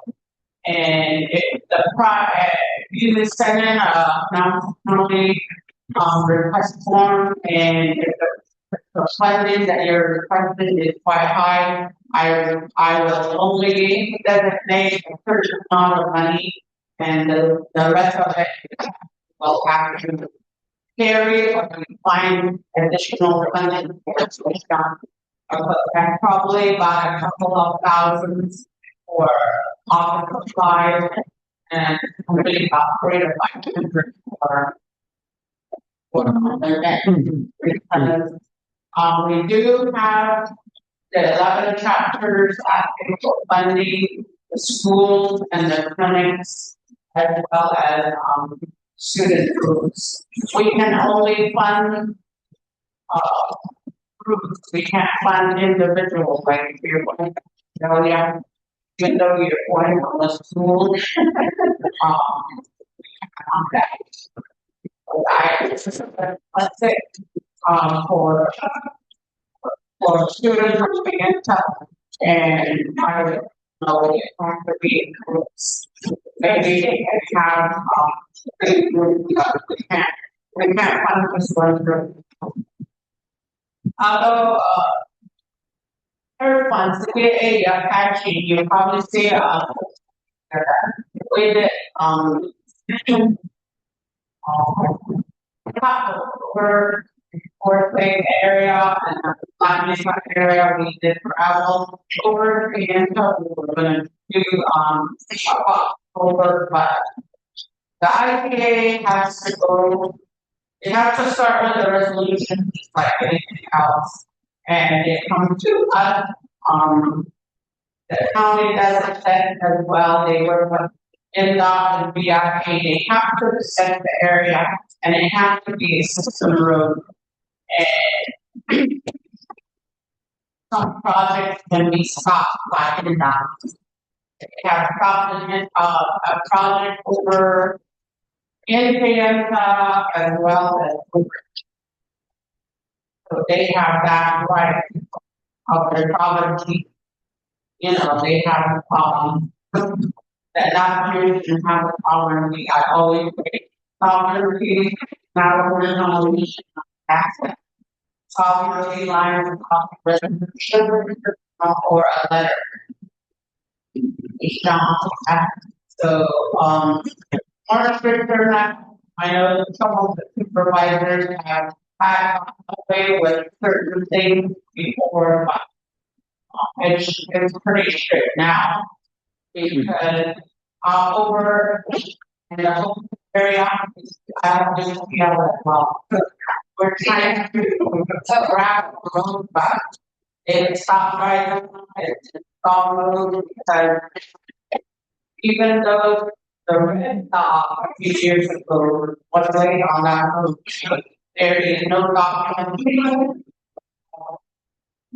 of any clearances. I acknowledge the BID and because this whole road got red dot, and there has to be documentation. And they said zero. There is nothing that says anything about that road being gravel. And I see the red dot on the so that is not almost a hotel. So this our projects are paid by the board of supervisors, which usually not go back but through there. That goes to the go through one before process. And that is slow. Sometimes they take their time to get to it, and it's 3 to 4 months before the IGA is approved. Sometimes I go see who's my friends and say, may you please sign the IGA. Sometimes I apologize, but that doesn't work. I don't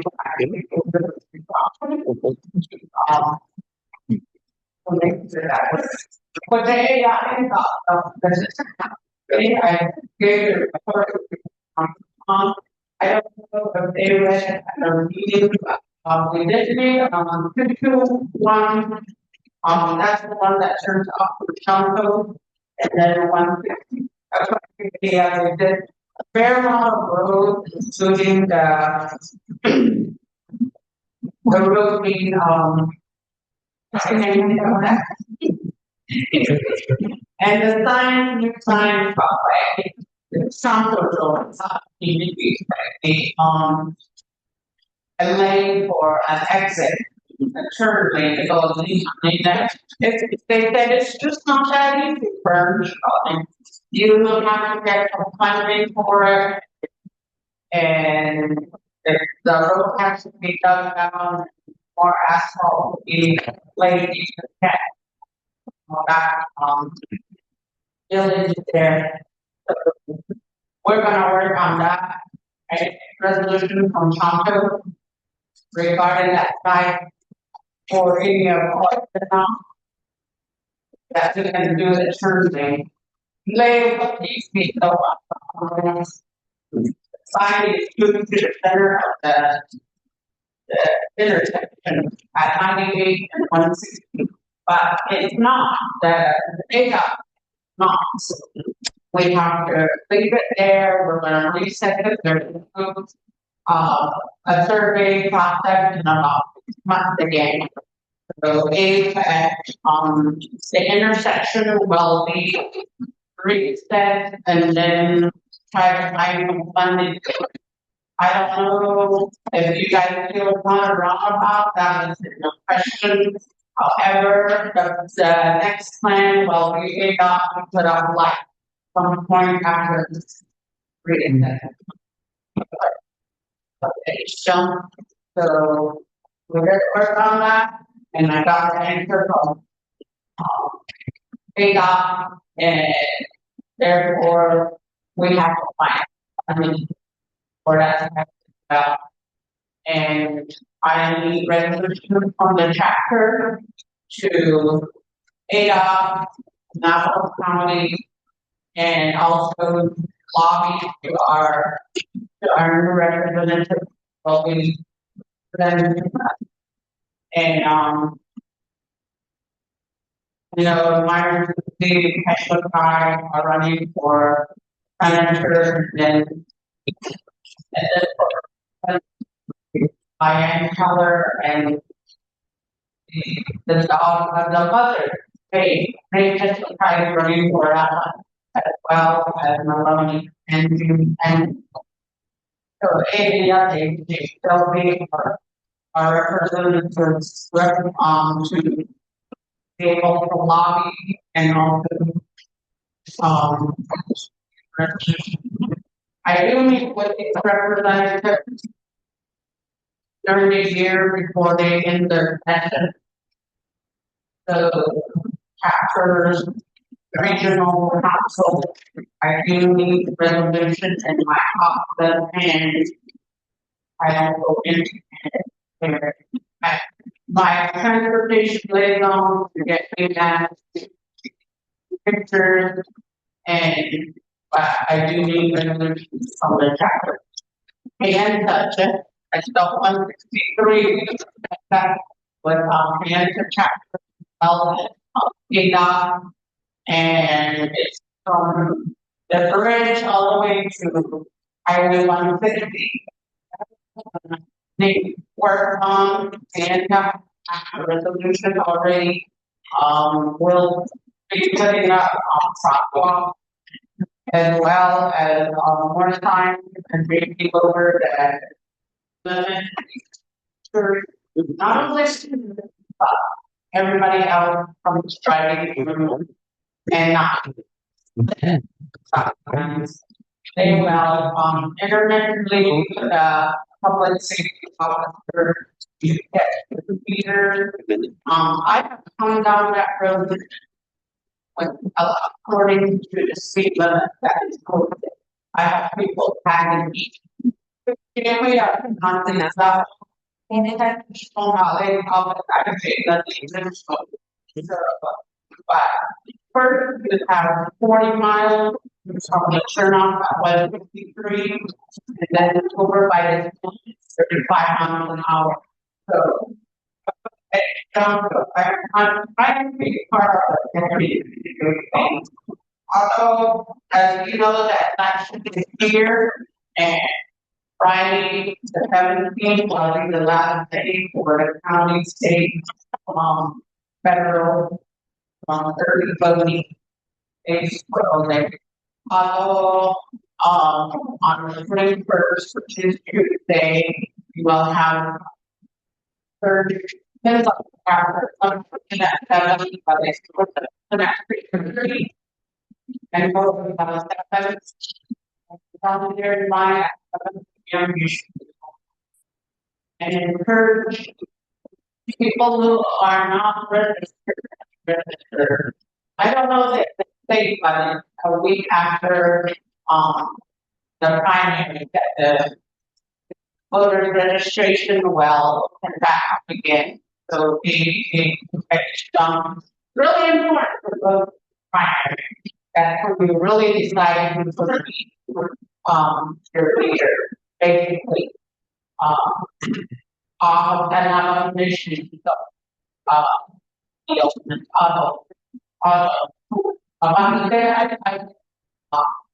especially from the elderly. They have, I'm not going to list down there, So, you want your candidate to be there in the running, during your vote. Vote for the state and the nomination. And encourage those folks who are not registered, register after a week after the elections, and also encourage your neighbors and everybody to go vote. But then if you don't want to write all, you can write on so that they will vote. I don't know how the vote will be, but according to the weather and the rain Sunday, and we need the rain, even though I know the roads will wash out and it'll get so. John, that's big. okay.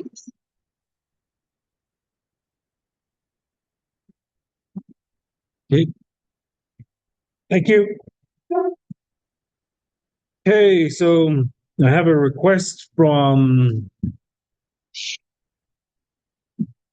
Ms. Ruiz's campaign, correct?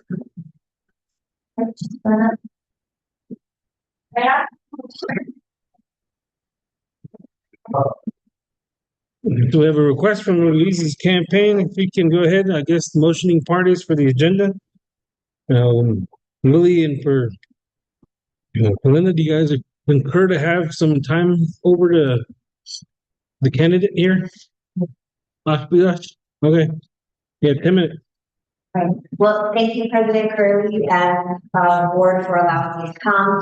And yeah, thank you to Robert Black and also to Sarah Pratt for encouraging me to come today to meet with you. My name is Dr. Teresa Leyva Ruiz, and I have a career that's been 35 years teaching math and serving as the president of one of the largest colleges in Arizona. And now I am running to be the next state superintendent of public education. This is a statewide race, and it's very important to public education and to our children across Arizona, whether they're in large districts, and our tribal schools. I think it's important that, for 35 years, I've always focused on our students, making sure they're prepared for the future. And that's what I would like to do in this role as state superintendent of public instruction. I think you mentioned the importance of economic development. And I'm really glad you said that because education is economic development. We want to make sure that our students are well prepared to go on to enter a career right away or be prepared to enter into college or university. We want to make sure that we have enough teachers in our schools. And right now, many of our schools Oljato certified teacher. And one of the most important parts of my platform is we need to strengthen and stabilize our teacher workforce so that every classroom across Arizona has a certified teacher. I was doing visit to the city yesterday at the open air market, talking with the teacher of Tuba, also high school. There's babies. So this is happening all around Arizona. And our rural communities are really different. When we don't have a certified teacher, that means students are learning consistently and that has an impact on their academic progress. So it's one of the most important to me. We need to stabilize our teacher workforce. We need to focus on our students and their learning, making sure again that they're well prepared for their future. And then also it's important that we get to know that I, as your superintendent of public instruction, focus on our taxpayer resources.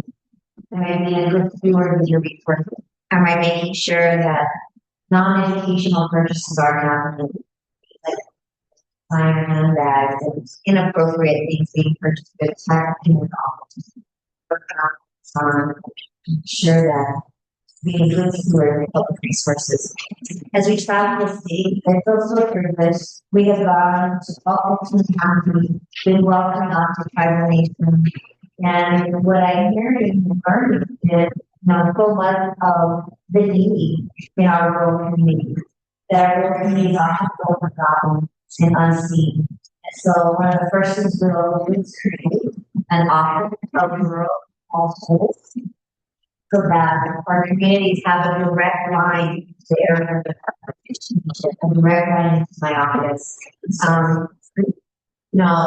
It's like what happens when communities are often unseen and forgotten are relevant. So I want to make sure that it's clear the way so that we can have a resources that we use. And that means whether that's progression development, whether that's grant funds, whether that's federal dollars that coming in flowing out.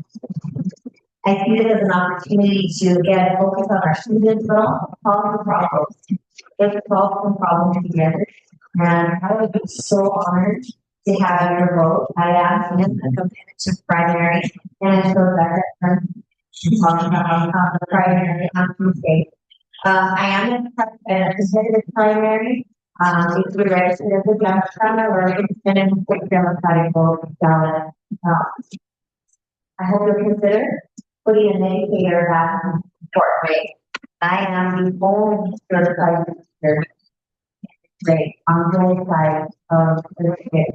And I think in all of Arizona's history, we know that there has only ever been 3 educators in this important role, the superintendent of public instruction. And I would love to be the next fully certified teacher.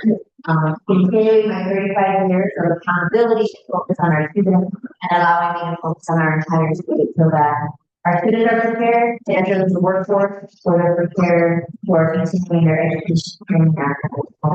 And if there's time, I'm happy to answer any questions, but I want to thank you for allowing me to come to this store and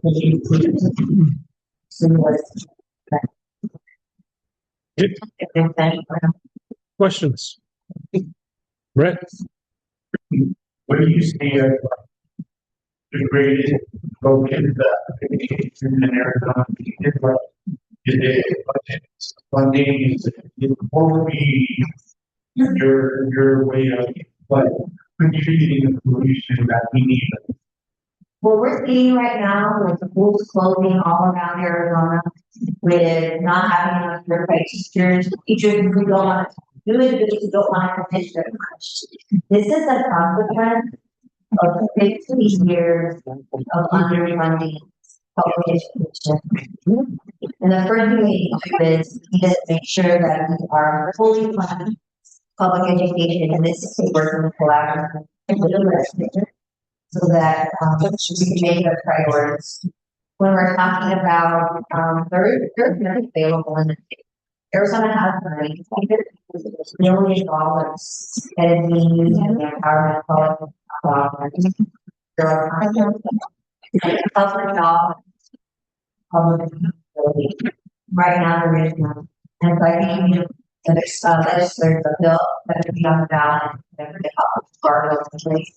But that's what I can do on online is not the full of taxpayer resources that do not go toward educational plan with the middle language of scholarship. Right now, in 1 year, over $600 million of our taxpayer went out unaffected, uncounted. $600 million.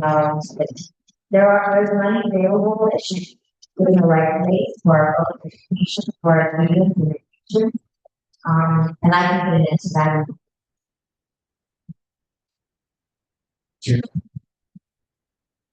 Good.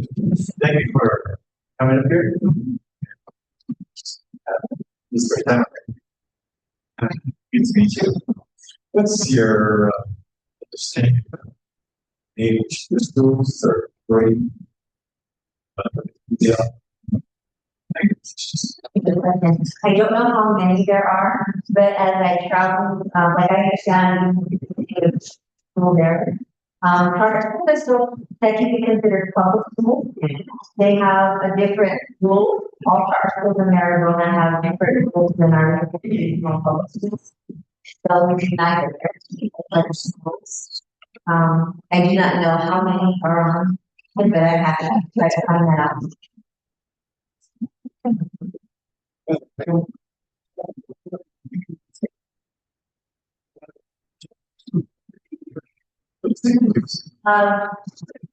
Great, thank you. Yes, 2 grades.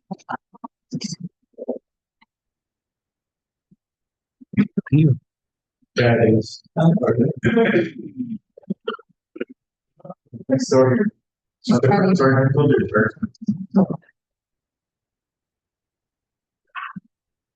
We were on the, we were invited on the forecast meeting, and we were, we met with the different nations, and I learned different public schools, we had individuals, and there was a private for their and they did say, we want to make sure all of our students are learning.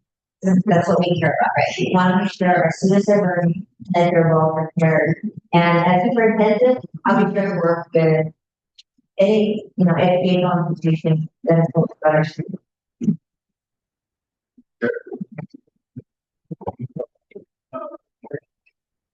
Wow.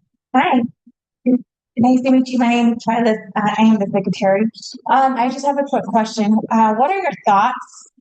And do you plan to advocate for those families who are highly into homeschooling and those who are into the Montessori type of style?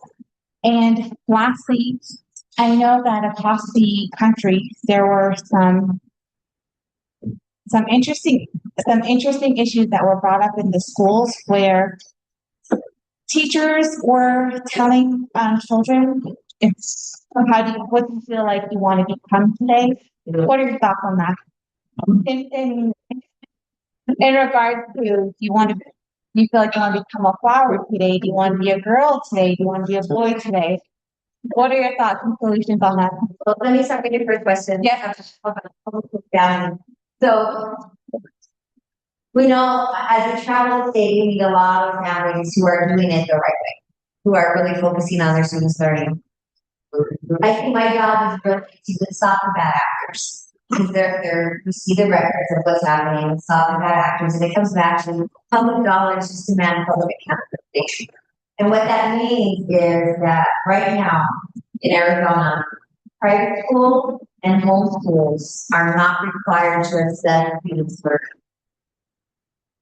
Whereas in our charter schools and in our public schools, that's a requirement. So we can check and see how are our students learning. We know what they're being taught because there are established curriculum requirements.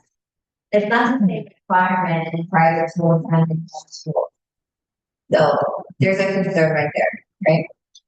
There are families who are doing really well, who are doing a great job, but there are other individuals who are taking advantage of the system. And we've seen reports also from our county committee who has investigated and brought charges against him. We just need to make sure that if we're gonna use public dollars, number one, there should be some public accountability around the resources, around our hard taxpayer money. And make sure that our students are learning. That's one of the, guardrails that will be in place if there is a path that will be on the ballot this November. And also let's let you know, other states that use the vouchers before, some really conservative states, Florida and Texas, they actually have an assessment requirement. Arizona, different common is what we're asking. And so you're asking about what would I do?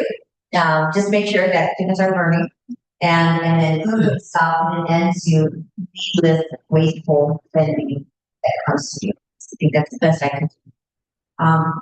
With respect to, your last question, a lot of that, I've been in schools for 35 years, I've been in classrooms for decades. And a lot of that there's never actually, I've never seen that happen to your comment about what you want to say. It's a lot of hype on the internet, a lot of culture wars that really distract us from what we really should be talking about, which is our students learning. When we look at our reading scores and their math scores, and I'm a math parents, the math scores are very low, the reading scores are very low, and that's really where we need to focus. Our students learning and not get caught up in the culture war that's swirling around. It's a distraction, and it's meant to distract them so that we're not thinking about the importance of our students are doing.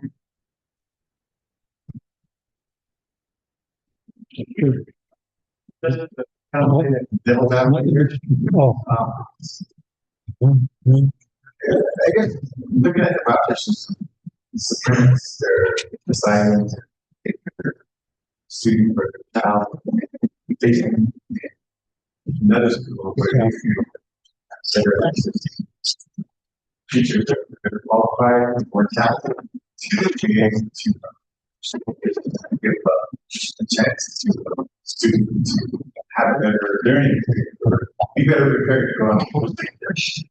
So now, if you look at the reservation, but there are a lot of reservation parents, maybe I guess this case Navajo parents, taking their kids elsewhere, taking money that they're thinking of age or opportunity, places like schools that they think where their child has better chance of getting better. That's something that I guess the people that are almost the vouchers hoping to see in terms of having talked about their important expectations. Because I mean, I went to school, so we got who we want to be a teacher based on how it's like. And I got to be in a school that's expecting that. If I can get that actually get a teacher better than the one that's in public school, my inclination is to go with a better teacher and take money. Well, I would be surprised if you would find a qualified certified teacher. Yeah, because they're in our private schools, they're not required to have certified teachers. In every class, that's a good question. I think what we're finding is and I've met many parents around Arizona who are choosing to homeschool their children. I hope it's not because they give all the time.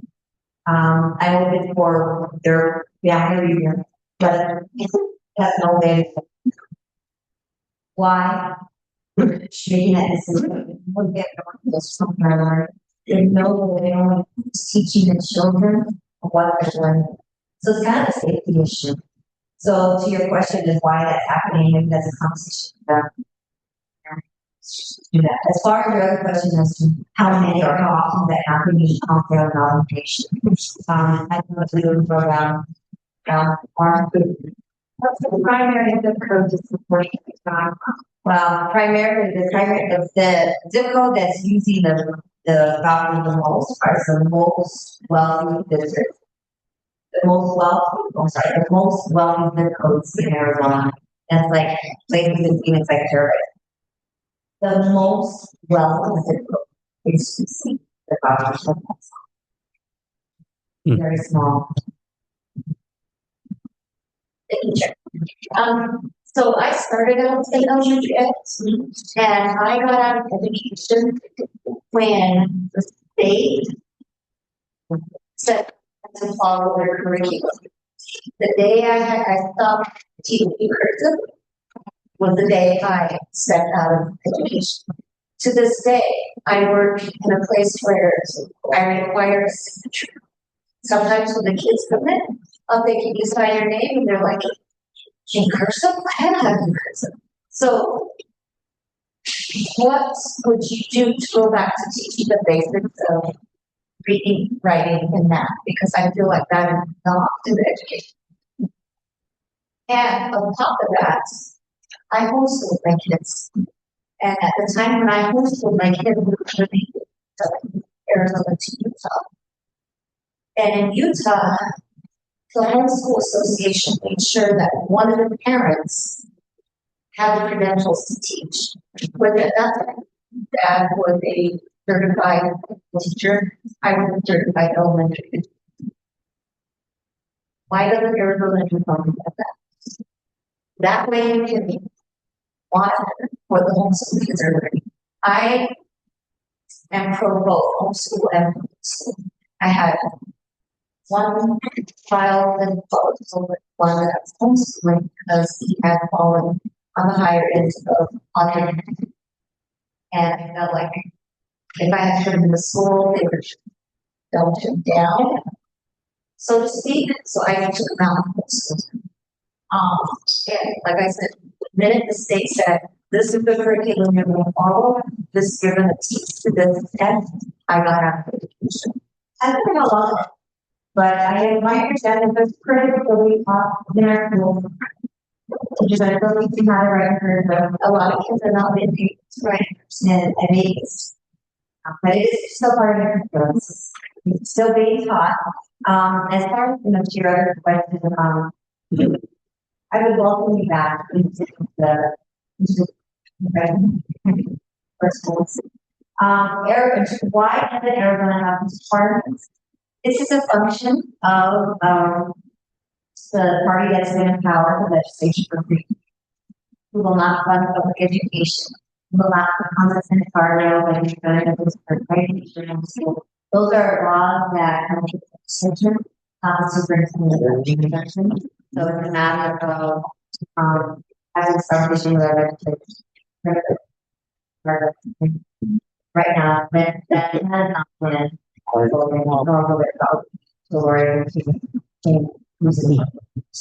yeah, when I got out of education, I've been people that went down. Yeah. I love settings. I think that's Okay, rolling. Rolling. No. Coming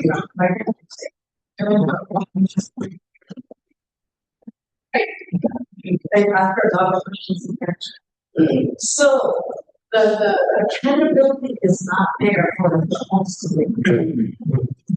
And whereas the regular school setting, and on that side, we're required by the state to have a certification to teach kids.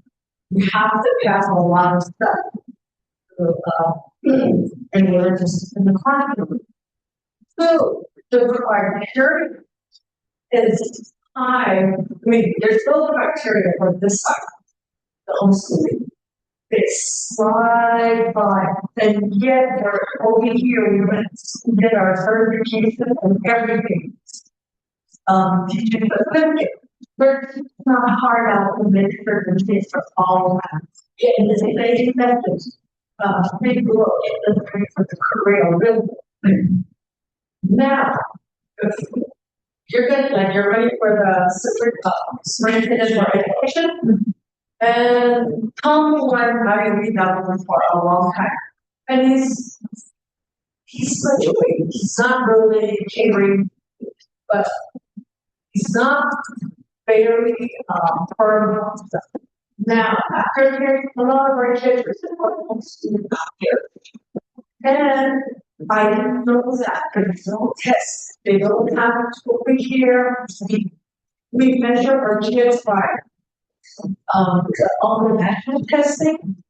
They get the national testing on the day they get, and it's measured by that measurement, the school, the accountability of how they talk is measurement and the testing. On this side, nothing. So yet, the day get GPA matters for this side. I don't know what is matter on this side, but yet they do graduation and they enter college, and that's a big difference. I peer pressure, a lot of things gets key. And I know I have one in my family. Did you take a test? I thought they'd go back to high school to take a test. I thought everybody, it's an online class. We dealt that with COVID-19, and that was hard. That was difficult for a child to learn. There's no engagement. There's no kids to give contact. So how can we give some sort of criteria for these homeschooling? Well, that's all good. To be some sort of standards or criteria for everybody else. If we go this way, all those kids are going to school right now to get their education teacher. I mean, if we keep with what we're doing, that's going to phase out. Who's going to teach kids? This is like we talk about school is going down. School is going down. School closing down all over. Happening all over Arizona. So to your question, how do we change that? Those are laws that have to be changed to the legislature. However, the protected speech initiative that will be on the ballot in November will have some of those guardrails in place as far as assessing the students. And any unused money will be returned back to the Department of Education. Right now, there's over $350 million that's stockpiled, and that's in the law that's being stockpiled. But this protected initiative would change that, and that money would have to go back to the schools to support public schools. So I would encourage you to, in November, make sure you read that ballot initiative very carefully. Again, and I know we're going to start my name is Dr. Teresa Vega. I am on the ballot for Democratic primary. This is quite a country. It is an honor to be here with you. I'm thankful for the invitation, and lunch was delicious. So I hope to come back and we look forward. Thank you. Okay, thank you. All right, moving on. Number 1. Madam Secretary, read the resolution into the record. N.O.S.T Regional Council, resolution of the N.O.S.T Regional Council, N.O.S.T 2026-192-001. The N.O.S.T Regional Council supporting legislation number 0090-26 in action relating to the Resources and Development, Budget and Finance, and Navajo Committees and the Navajo Nation Council, amending resolution CO 4324, granting LGA certified taxes of the authority to expend funds. Okay, motion. Right. Sula and Martian. Comment, questions regarding this? Willie. This is certified check, LGA certified check. Yes. There you go. So the reason for this was just because that legislation right there is they're gonna go back and amend the original resolution CO 4324, which was the senior center appropriations.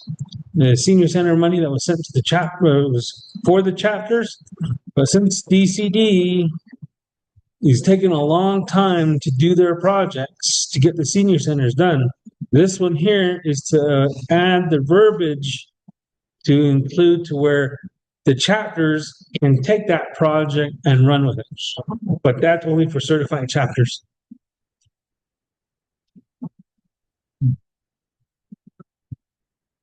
Okay, Any other comment, questions, or vote? We'll call for the vote.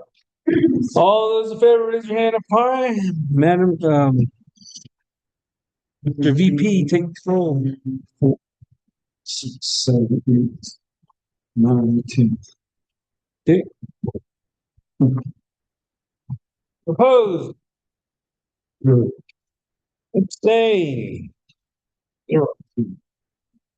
Okay, resolution in NOST 2026-192-001 passes 10 in favor, 0 opposed, with 0 abstain. Moving on, number 2. Madam Secretary, read the resolution into the record. Sure that right.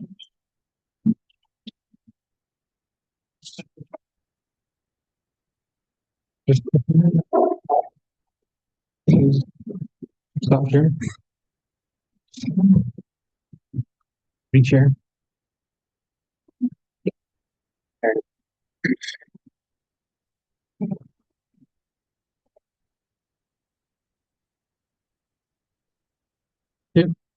Resolution of the NOST Regional Council NOST 2026-192-002. Approval and consideration of the NOST Regional Council meetings to be conducted the first quarter months on the first Saturday of October, January, April, and July months with Naatsis'aan, Oljato, Shonto, and Ts'ah hosting in that order. Go down to the dates. If you can, just high level.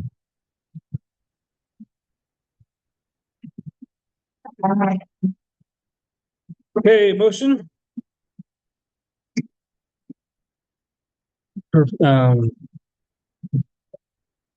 Linda and Priscilla. Okay, motion and a second. We'll call for anybody questions. This one here is again the dates that we are going to go ahead and do just like we did with the last one. We had accounted for 5 fiscal years basically, being that we are already approaching that. We're wanting to go ahead and put in new dates so that way we have that as a reference. So as you guys can see there, FY27, October 3rd would be Naatsis'aan, January 2nd be Oljato, April 3rd, Shonto, July 3rd, and Ts'ah. That's for 2027, FY 2027. Again, we're going by fiscal year. Fiscal year is between October to September. So next fiscal year for FY28 is October 2nd for Naatsis'aan, January 8th and Oljato, April 1st at Shonto, and July 1st in Ts'ah. Fiscal year number 2029, October 7th at Naatsis'aan, January 6th in Oljato, Insurrection Day. April 7th, Shonto, and July 7th in Ts'ah. The 2030, which is October 6th, Naatsis'aan, January 5th, Oljato, April 6th, Shonto, July 6th, and Ts'ah. And FY31 is October 5th, Naatsis'aan, January 4th, Oljato, April 5th, Shonto, and July 5th, Ts'ah. Again, some of these items were possibly put on a holiday. Again, you got July 4th or New Year's. So those items were moved to the second Sunday or second Saturday in the event that it fell on a holiday. So other than that, that's just continuing the normal schedule that we currently have been practicing. And that's what the next schedule would be. Any other comments, questions? The question, Chair. Call for the vote. All those in favor, raise your hand up high. 1, 2, 3, 4, 5, 6, 7, 8. One more time, way up here. I know you just said that. 1, 2, 3, 4, 5, 6, 7, 8. Okay. 8. Opposed? No. Abstain? 1. Okay. With that, TBK, I'm sorry, NOST 2026-192-002 passes with 8 in favor, 0 opposed, 1 abstain. Okay. Number 3, we don't have any other resolutions. And moving on to announcement, Saturday, October 3rd, 2026. We will have Naatsis'aan hosting the NOST Regional Council meeting. Last remaining items before we call for adjourn. We'll have a motion to adjourn. Marcia and Perlinda.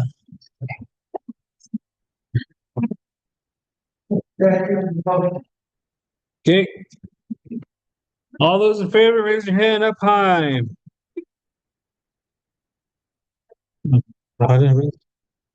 One.